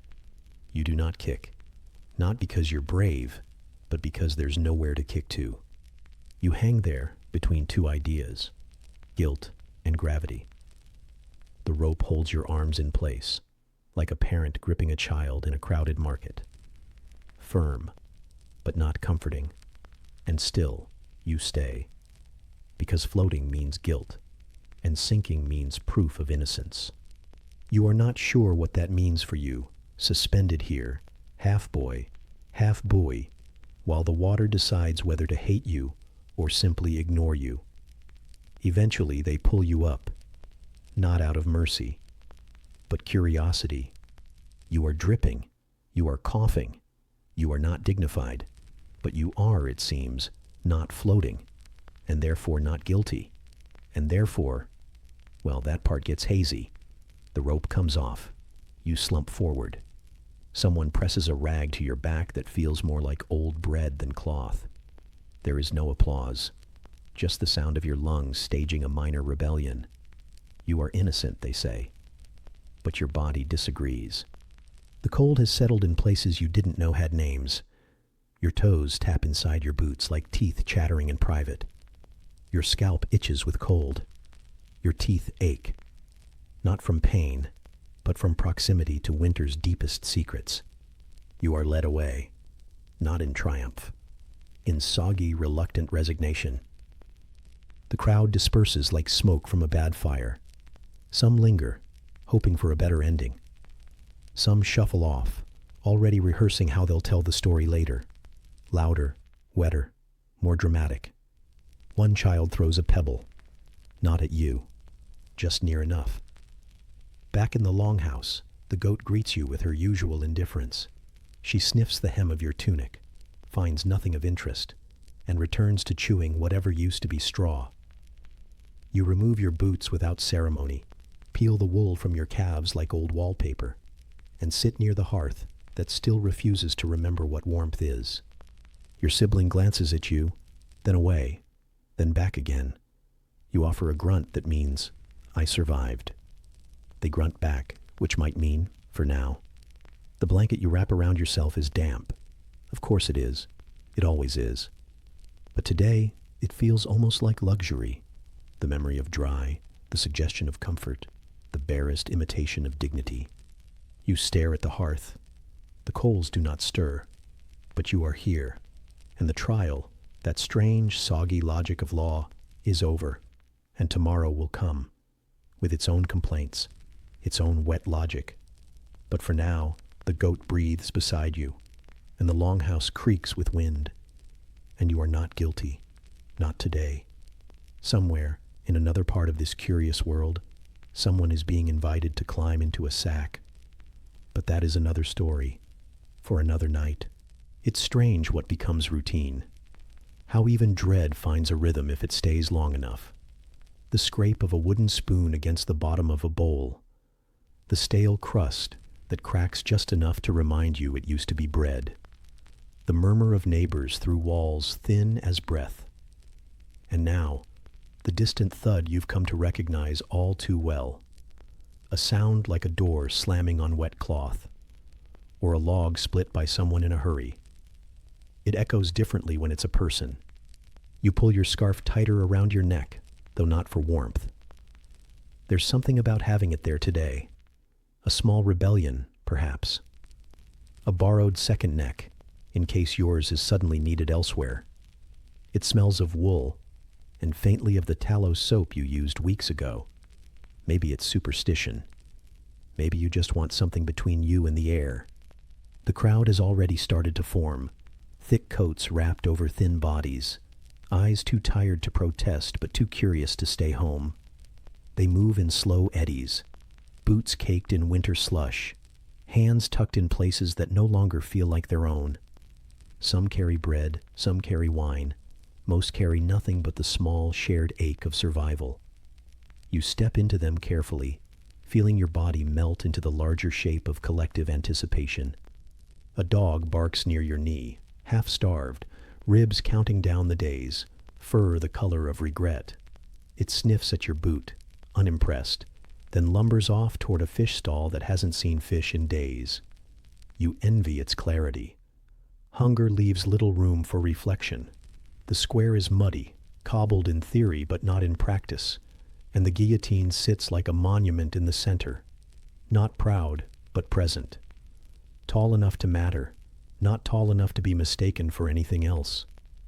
The blade glints faintly in the soft light of a sky that hasn't fully committed to existing. Gray on gray, cloud on fog. You don't bother looking up. You find a place near the edge, where the buildings breathe out warmth through their shutters.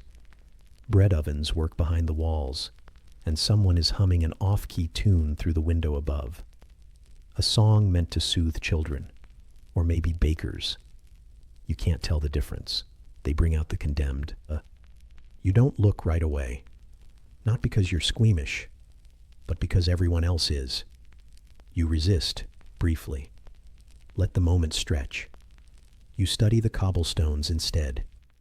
They shine where last week's rain still lingers in the cracks, though nothing here has truly dried in months.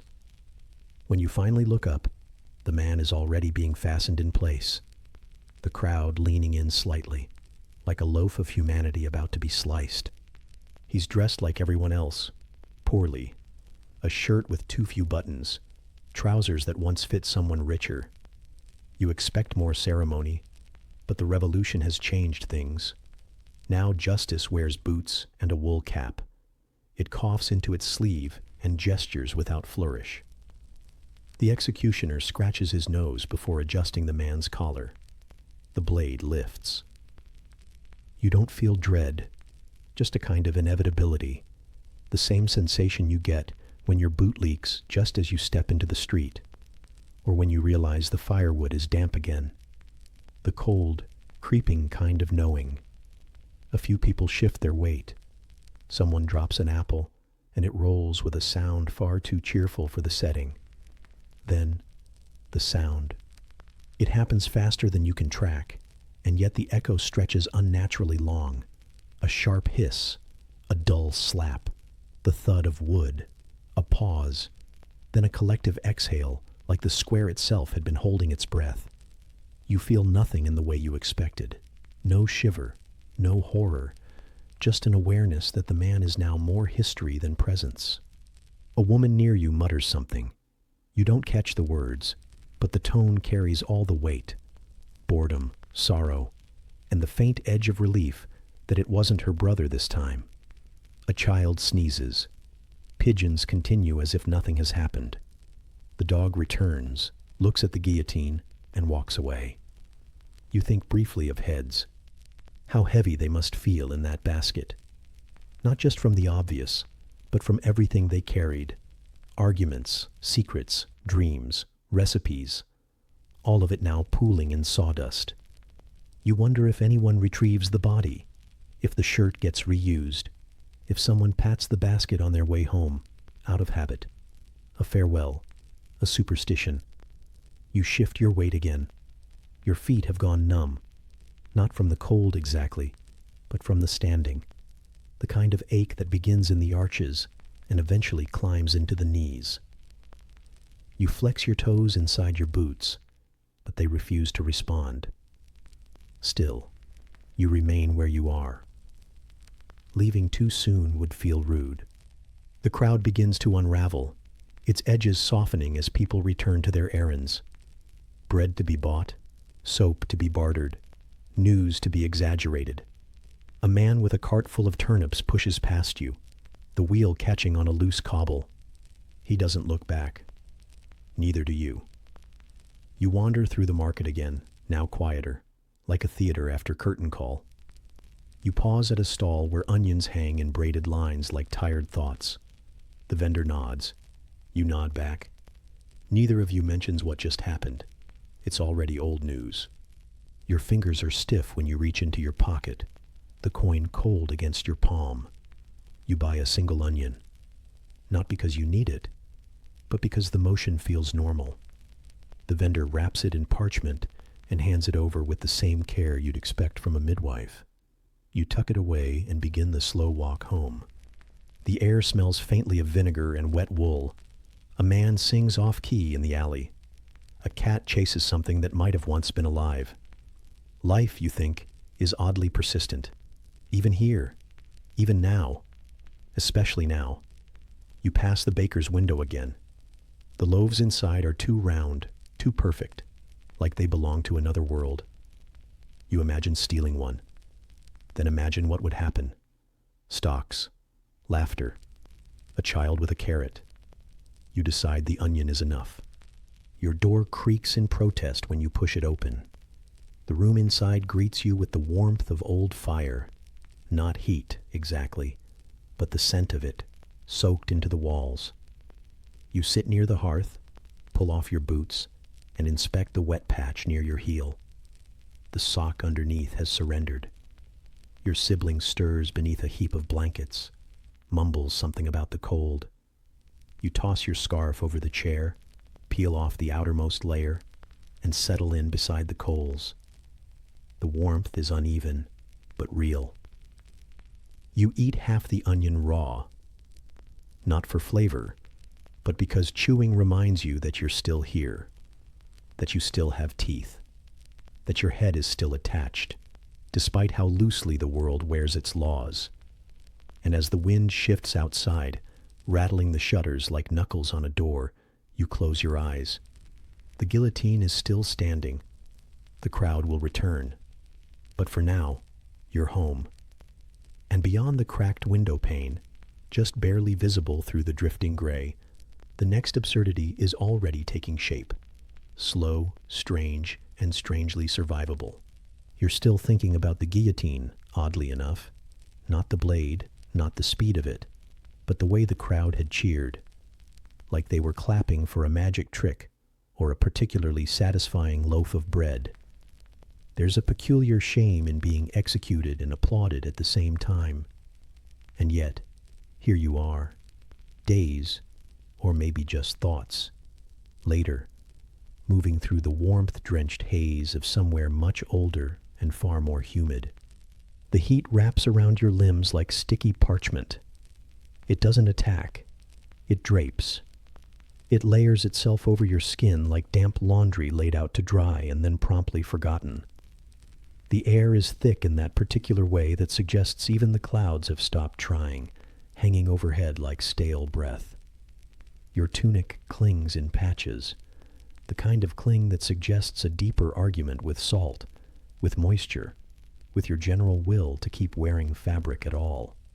And yet, dignity matters, especially now.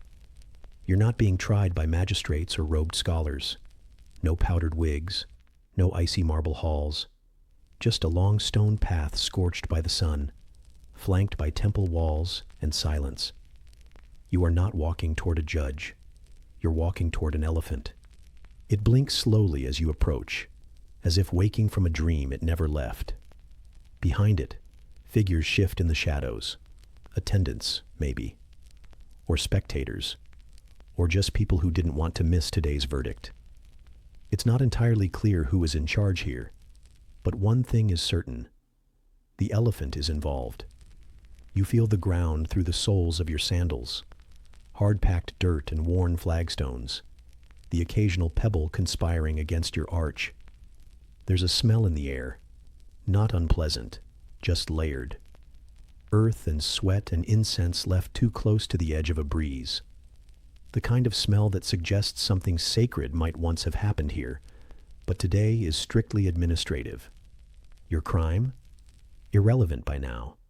Possibly theft, possibly insult, possibly just being in the wrong village at the wrong time while looking a little too smug. But as you stand in the heat, arms stiff at your sides, all you know is this. The elephant will decide. Not metaphorically, not ceremonially, not as a mascot or symbol. Literally. The system, if it can be called that, is not written down. There are no scrolls, no courtroom sketches, just a quiet consensus. If the elephant steps forward gently, you are spared. If it chooses violence, you are not. And there, in the strange logic of ancient judgment, lies a kind of terrifying poetry. The elephant shifts its weight.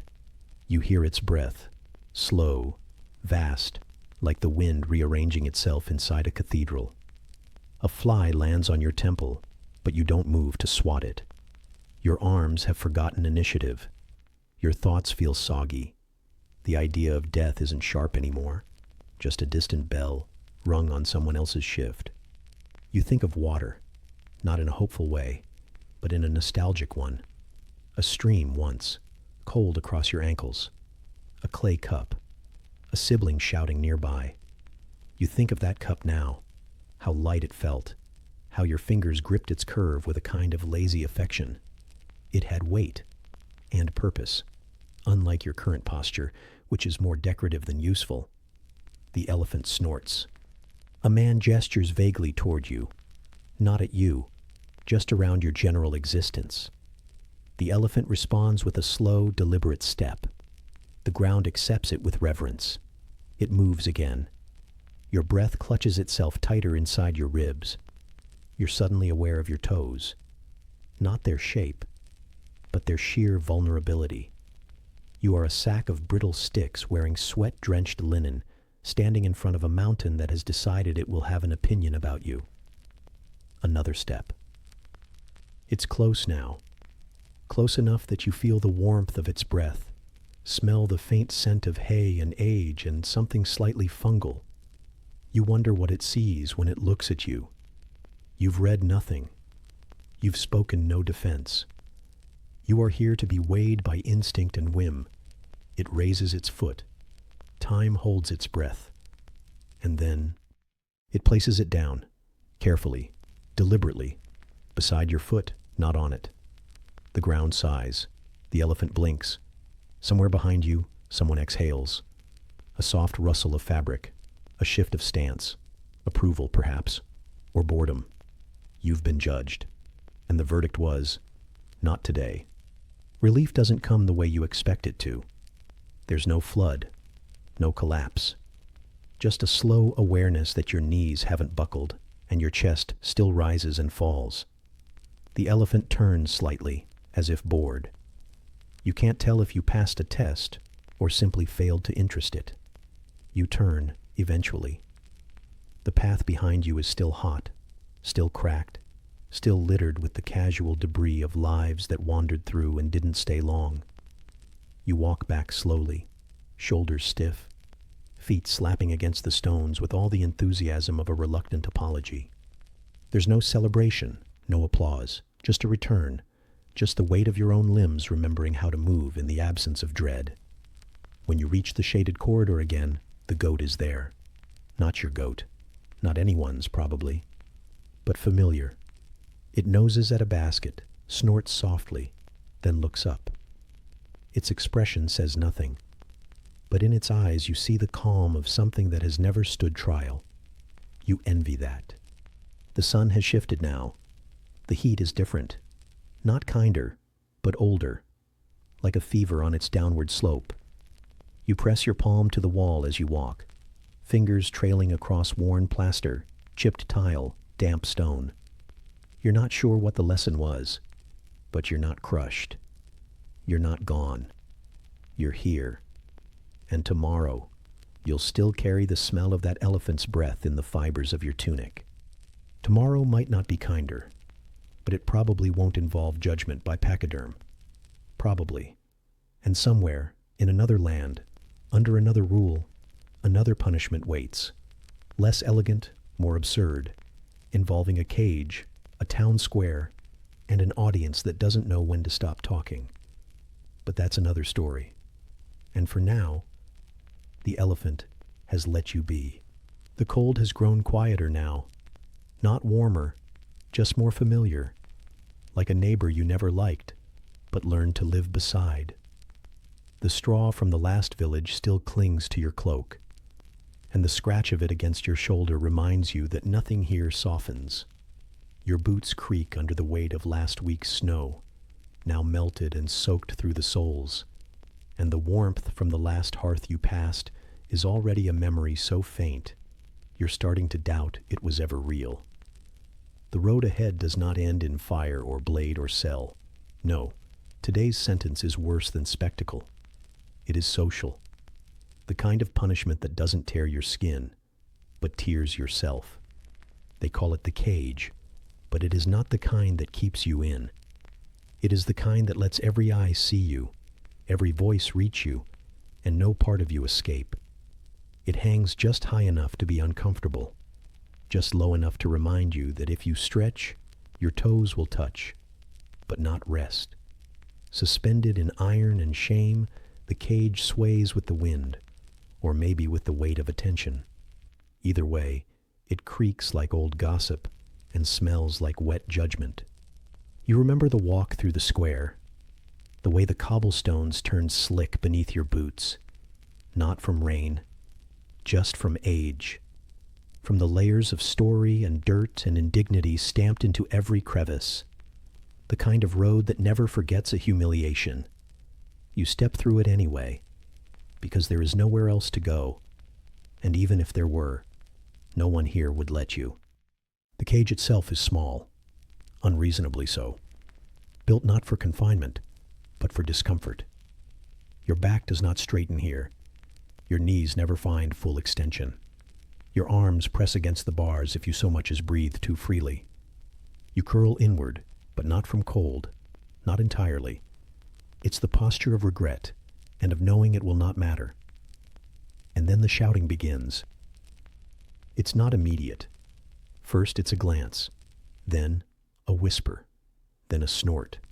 Then, without ceremony, the yelling starts, like a market stall that opens whether customers are wanted or not. They come in ones and twos, faces red not with anger, but with the brisk satisfaction of having something to say. They don't need to know what you did. You are there, and that is enough. One man accuses you of laziness. A woman calls out your posture. A boy points and laughs at your shoes. The baker shouts about morality between loaves. The widow mentions your mother. They are not angry. They are delighted. Your crimes are many, apparently. You didn't attend Mass. You spoke too loud. You looked the wrong way. You were born with a face too easy to dislike. You dropped a coin that rolled toward the wrong foot. No one agrees on your sin, but all agree you deserve to be reminded of it loudly, and often. The shouts bounce between the timbered buildings, echoing back in warped variations like a choir of cracked bells. You wonder if they practiced. Your body aches in its suspension, not sharply, just constantly. The kind of discomfort that has the patience to settle into your joints like a tenant with no plans to leave. You shift your weight, but the cage shifts too. It always does. You are never still here. Not truly. Every breath is a balance. Every sigh invites another comment from the crowd. And then there is the silence. It comes occasionally when the wind picks up just enough to quiet the mouths or chill the bones of your accusers. You imagine the wind as your only ally. Cold, yes. Indifferent, certainly. But it speaks less than the people. That's something. You press your cheek to the bars, just to feel a texture that isn't breath or words. The iron is damp, greasy somehow, tastes of rust and something like sour milk. You stop pressing. Your legs begin to shake. Not from fear or sorrow, but from the steady, slow drip of blood leaving places it once liked. You try to flex your feet, but the space doesn't allow. You try to stretch, but the cage reminds you that comfort is not part of your sentence. You settle instead into stillness, or what passes for it here, breathing quietly, existing noiselessly, as if silence could make you invisible. But the voices always return. A woman tosses a cabbage.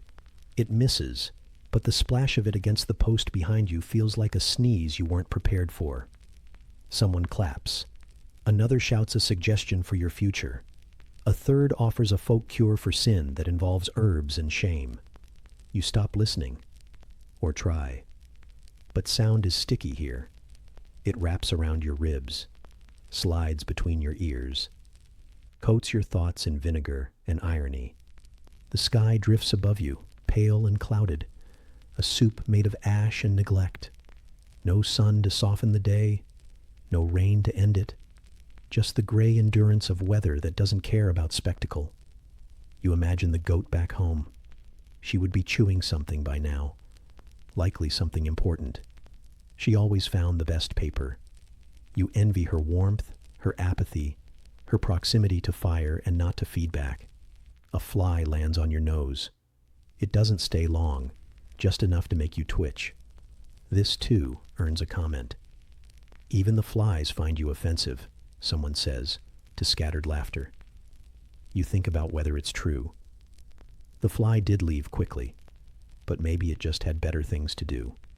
Time here does not pass. It expands. Like dough left near a weak fire. It rises slowly, without enthusiasm, and always with the threat of collapse. You count your breaths. You lose count. You count the slats in the wood of the tavern wall. You start again when someone walks in front of them. The day moves forward, not by clocks or bells, but by how many insults you've absorbed, and whether your left foot has fallen asleep again. A child passes by and shouts something high-pitched and unintelligible, then giggles, then runs. You are, apparently, the best part of their afternoon. You wonder what it's like to laugh without needing a reason, or to walk without feeling like your legs might forget how. Eventually, someone throws a heel of bread. It doesn't hit you. You consider reaching for it, not to eat, just to have something else to think about. But you don't. The bread stays where it lands, forgotten almost immediately, like most things here. You watch it grow soggy. Your stomach turns in a lazy, undecided circle. Hunger is not sharp anymore, just ambient, like background music you stopped hearing 3 verses ago. You think of stew, of the strange, watery kind that sits too long on the fire and begins to taste like the ladle. You miss it. The goat probably spilled it. She always does. The cage creaks again. It does this when the wind shifts, or when you do, or when the day decides it needs a new sound. It reminds you that you are not in control, not of your breath or your posture, or the way your toes now feel like memory instead of flesh. And still, the voices return. Some are new, some are old. One sounds almost like your neighbor, another like the man who sells onions. You are not sure anymore. Sound blends here. It ferments. You listen less. You exist more. Like a chair. Or a wet rope. Evening limps into the square with no announcement. The sky darkens without theater. The voices soften. Not out of kindness, but fatigue. Eventually, there are fewer shouts. Fewer suggestions. Fewer things to say that haven't already been said by someone louder, earlier, or with more vegetables. The square empties. Slowly. Like a basin draining from the edges inward. You are still here. The cage still hangs. The wind still murmurs. But the audience has gone. And in their absence, something almost like peace seeps in. Not warmth, not relief, but quiet. And in this moment, quiet is a feast. You let your head rest against the bars. The iron has grown colder with the night, but so have you. There is symmetry in it now. Your body has matched the cage. Neither of you has plans to move. Not yet. You close your eyes. And somewhere in the next village, someone lights a torch. Someone feeds a fire. Someone whispers a punishment that involves a wall and no door. But that's not your concern. Not yet. For now you simply breathe and sway and listen to the wind forgetting your name, quietly, endlessly. Just like that, the cage begins to dream of silence. Somewhere, behind the wind that's forgotten your name and the cage that finally stopped creaking, the hush takes over. It does not arrive suddenly. It seeps in, the way damp soaks into old wood, or silence settles into bones. You don't notice the moment the noise ends, only that you're left with what's underneath it. The stillness has teeth. You shuffle now through a corridor that isn't quite a corridor, flanked by brick that smells faintly of soil and secrets. The passage is narrow enough that your elbows brush rough clay on either side. You keep your arms folded in, not because of pain, but because the walls do not invite touch. They feel final, like they've already decided what happens next. It's cold, but not in the sharp-edged way of winter. This is the kind of cold that lives in places untouched by sunlight. It's been waiting for someone to fill the space that was left for them. You, apparently. You are the silence's new tenant. You step forward again, slower this time, not because of fear, that was back near the door, but because the air itself is thick, not smoky, not humid, just dense, like it knows too much, like it's seen things sealed into walls and never spoken of them again. The ceiling lowers. At first, you think it's your posture or your imagination, but then your back starts to curl. Your neck tilts forward. The top of your scalp brushes the underside of something packed and solid. You stoop. The motion creaks through your joints. A small rebellion of vertebrae. The floor tilts upward now, just slightly, just enough that each step becomes a negotiation between gravity and intention. There is no torchlight here. Just the faintest spill of filtered gray from the corridor behind, and the echo of your breath bouncing back too quickly. Too close. You reach the end. Not a wall exactly, but a hollow. A shallow room carved into stone like an afterthought, or a punishment. And then you see it. The space they've prepared for you.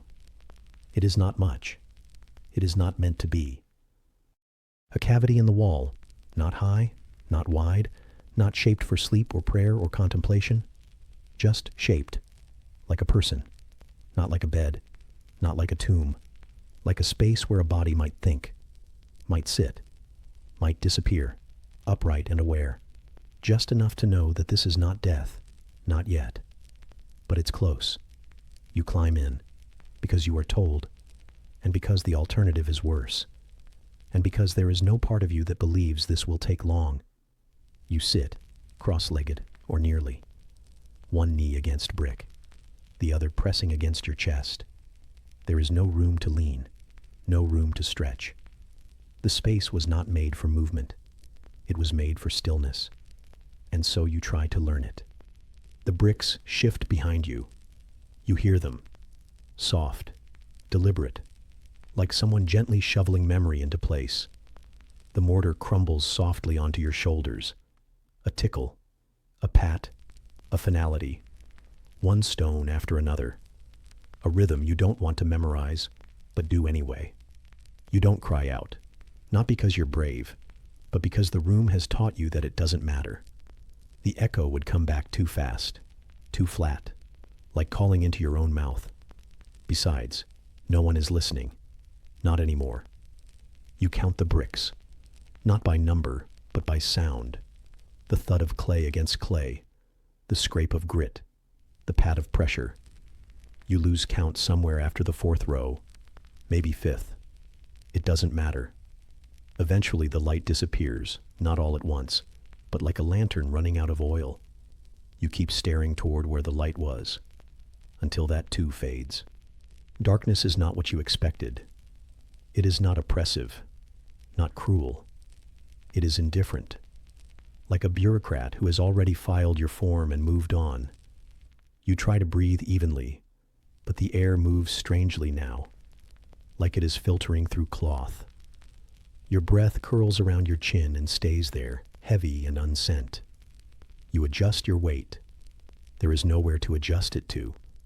You scratch your arm. The sound is louder than it should be, like it has nothing to compete with. You stop. You let the itch settle into your skin like a tenant, like the wall itself is scratching back. The silence is layered. First, there's the absence of voice, then the absence of movement, then the absence of thought. Eventually, you even lose the silence itself. What remains is just sensation without context. A body, a wall, a pause in the shape of a person. Time does not pass here. It folds. You feel the folds. In your knees. In your elbows. In the back of your neck, which now tilts permanently toward your own collarbone like it's trying to forget the sky. There is food, supposedly. They promised you 3 days' worth, a little basket tucked through the bottom, just far enough that you can reach it if you flatten your palm and slide your arm like a rat through a crack. You find it on the second try, a small lump of steamed grain, a flask that smells of copper.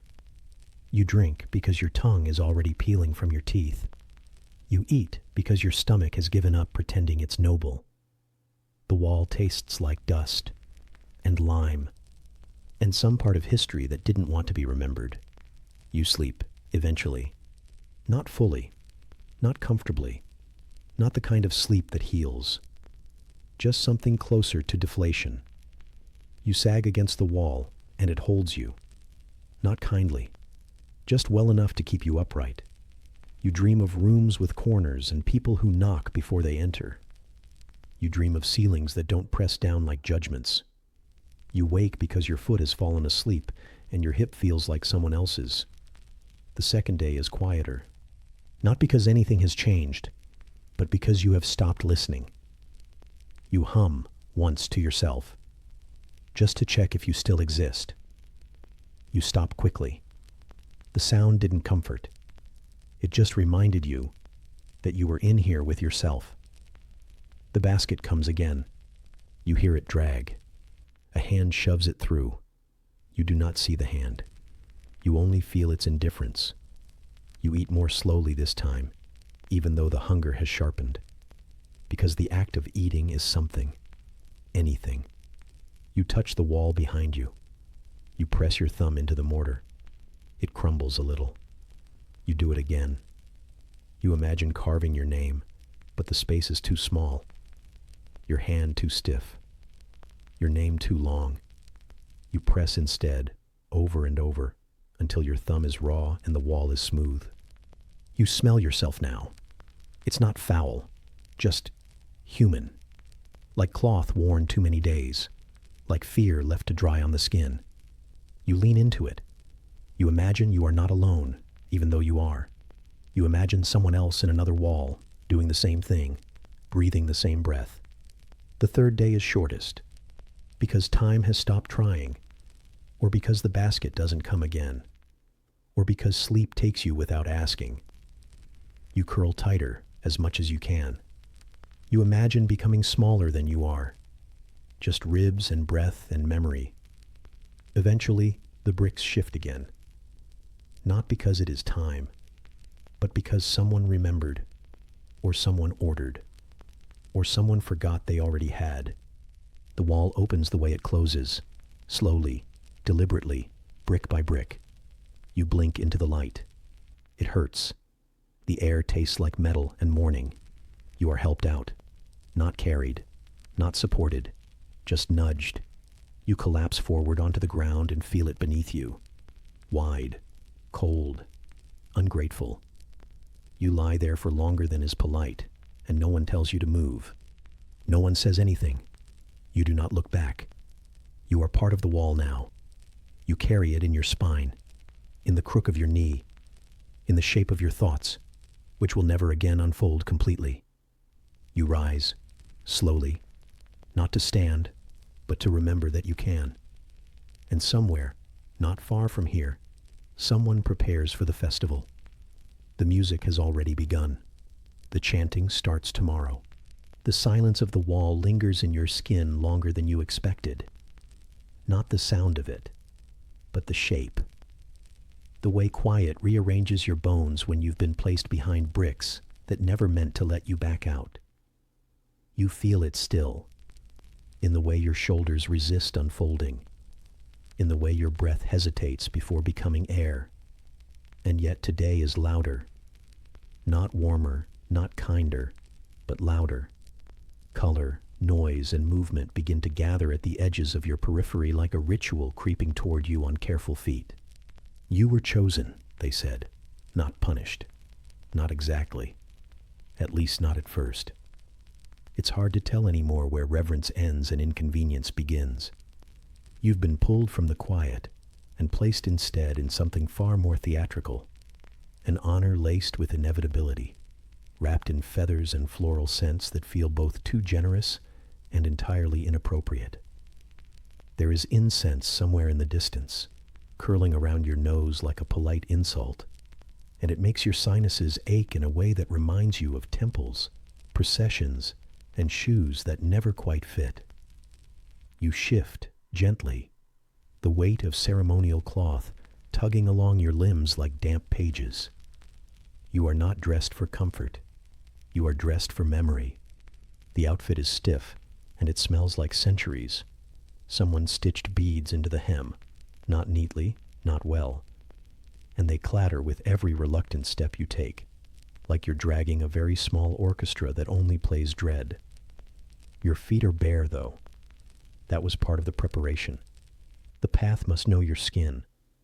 The earth must register you.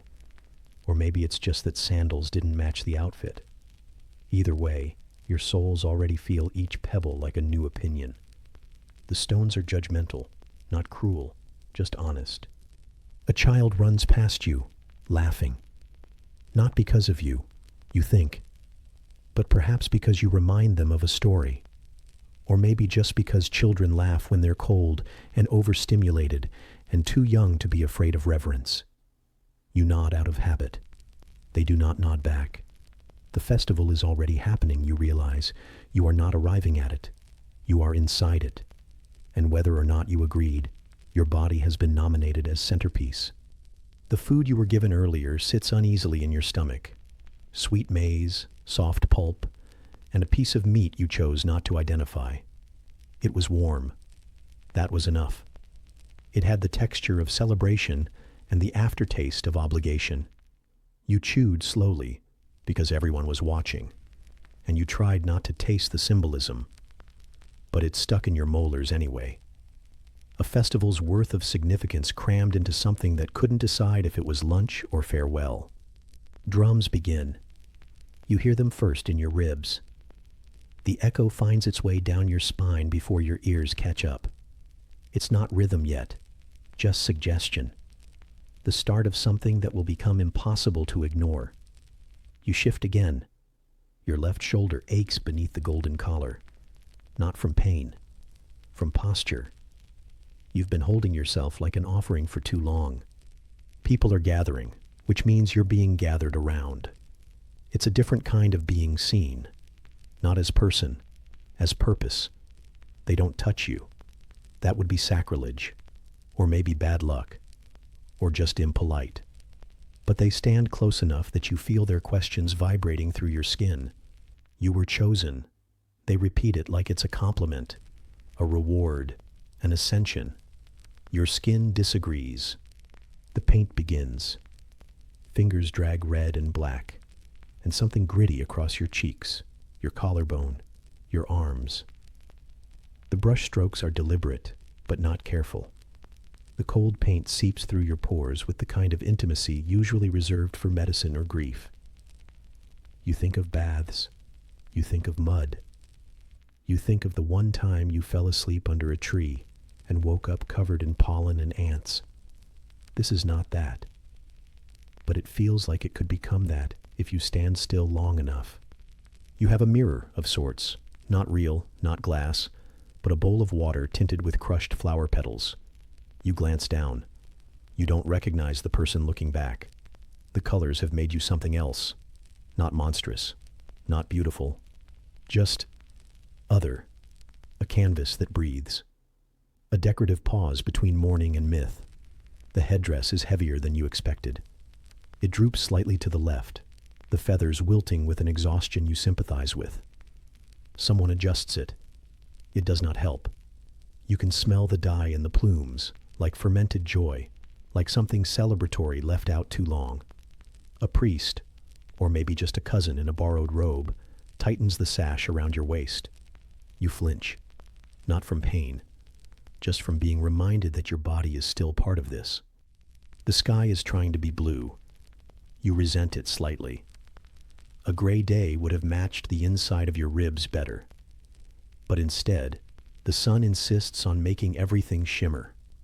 Gold on your wrists, gold on your temples, gold in the dust that now clings to your knees where you were made to kneel. The world glitters. You do not. The chanting begins as a murmur, a phrase repeated until it forgets to be a sentence and becomes vibration. You feel it in your gums, in the bones of your ankles. You don't join. You don't need to. You're the object of the sentence, not the speaker. You are not being spoken to. You are being spoken around. At some point, it's hard to tell exactly when, someone begins the walk. And by someone, you mean you. Because you're walking now, down the path of petals and sand and uneven stone. You do not look left or right. The weight of the feathers makes your neck hesitant. But also, there's nothing to see. You already know what's there. Faces turn toward you, but not for you. They're watching an idea, a symbol, a sacrifice dressed up as a parade float. You step carefully, not ceremonially, just cautiously. The stones are still stones, no matter how spiritual the day may be. You stub your toe once. No one notices. Or they pretend not to. You appreciate that. The final platform waits. It's not high, but it looks down on everything. You ascend slowly, the boards creaking like old gossip beneath your heels. A priest waits there, or someone in enough fabric to impersonate one. Their eyes are soft, not cruel, just detached. As if they too are watching this happen from somewhere far behind their own skin. You kneel again, because that's what the story requires, and the city exhales. You're still breathing. That's something. The wind moves across your face with a gentleness that feels almost misplaced, like a cool hand on a fever, like mercy, misplaced and useless. You feel the blade's absence before its presence. There's no gleam, no ceremony, just the knowledge that the end is a moment that doesn't require your participation. You are the guest and the gift and the closing act. The sky does not blink. The crowd holds still. And in your chest, the final inhale is not fear. It is fatigue. Because even being a festival is exhausting. And somewhere, in the next world or just the next room, someone lights incense. Someone sings softly. Someone prepares a feast in your name. You who were celebrated. You who were honored. You who were devoured. You're not here anymore. That much is certain. But the place still remembers you, or thinks it does. The stone that bore your weight bears a mark you never left. The cell that held your shivering breath now hosts someone else's cough. Your name still floats somewhere in the dust, though no one is quite sure how to pronounce it, or why it mattered, or what exactly you did. But they remember you. Sort of. The morning is colder than most, though it's hard to say for sure when you're mostly memory. You no longer have bones to ache or joints to crack, but if you did, they'd be complaining in the corners of some forgotten longhouse where the fire refuses to stay lit. There would be stale broth on the hearth and a threadbare cloak half folded by the door, and your breath would fog the air as if to ask gently whether you still exist. You don't, not physically, but the rumor of you does. Somewhere, far from where it happened, someone retells your story with extra embroidery. You were a traitor, or a mystic, or a goat thief who blinked at the wrong priest during a festival. They say your punishment was swift, or it was drawn out, or it was poetic, depending on who's drinking. Someone insists it involved fire. Someone else insists it involved feathers. One man is confident you were hurled from a tower while confessing your crimes to a cabbage. He's not sure which crimes, or which cabbage, but he's absolutely sure it happened. You had a name once. 3 syllables, or maybe 4. One of them started with a soft T, the kind that lingers awkwardly on the tongue. But names have a way of sliding off memory when the details are inconvenient. Now you're that poor soul, the one with the funny hat, the one who tried to run. You didn't run. You remember that clearly, or at least you would, if you were still the sort of person who had feet. The air here tastes of ash and rain, a combination not uncommon in old cities where the cobblestones remember more than the people do. You would have recognized it. You spent years inhaling that blend, each breath laced with soot and someone else's supper. You used to count your steps between home and market, just to stay warm. 37 to the corner, 17 past the bread stall, 3 more if the wind was blowing wrong. Now the stall is gone, replaced by a wooden plank advertising something no one needs but everyone buys. The street remembers your steps better than anyone remembers your name. The punishment was severe. Or maybe it wasn't. Maybe it was just unusual and therefore interesting, and therefore repeated often enough to wear the edges off. Someone wrote it down once, though they weren't there. They got the season wrong. They got the date wrong. They got the direction of the wind wrong. But they got the feeling right. The silence in the square. The way your shoulders didn't slump. The way your eyes stayed open a moment longer than anyone expected. They turned that moment into a proverb, or a joke, or a warning whispered to children too clever for their own good. Your story is told now in flickering torchlight, at the end of long dinners, when the bread has gone hard and the wine has gone soft. Someone leans back, wipes their mouth, and begins with, "You ever hear about the one who..." And then they reach for you, the shape of you, the loose outline of what they think you were. They never get it quite right, but they get close enough to make the next person nod. The records are gone, of course, or buried somewhere beneath a wall that collapsed under its own boredom. If someone were to dig through the archives, the proper ones, not the ones kept under beds or behind bricked-up fireplaces, they might find a reference. A scratched name beside a punishment too elaborate for the crime. A footnote, perhaps. Misfiled. Faded. Misunderstood. The ink would say insubordination, or heresy, or indecent participation, which raises more questions than it answers. But no one digs anymore. The wall is too heavy. The ink is too faint. And you are no longer urgent. Still, the wind knows you. It threads through alleys you used to walk, brushing against shutters that once clicked open when you passed. It rattles loose tiles, whispers your almost name in the eaves, rustles the straw in barns where no one looks anymore. The goat who knew you best, the one with the limp and the suspicious eyes, has long since shuffled into legend. But her descendants still nudge the same fence posts.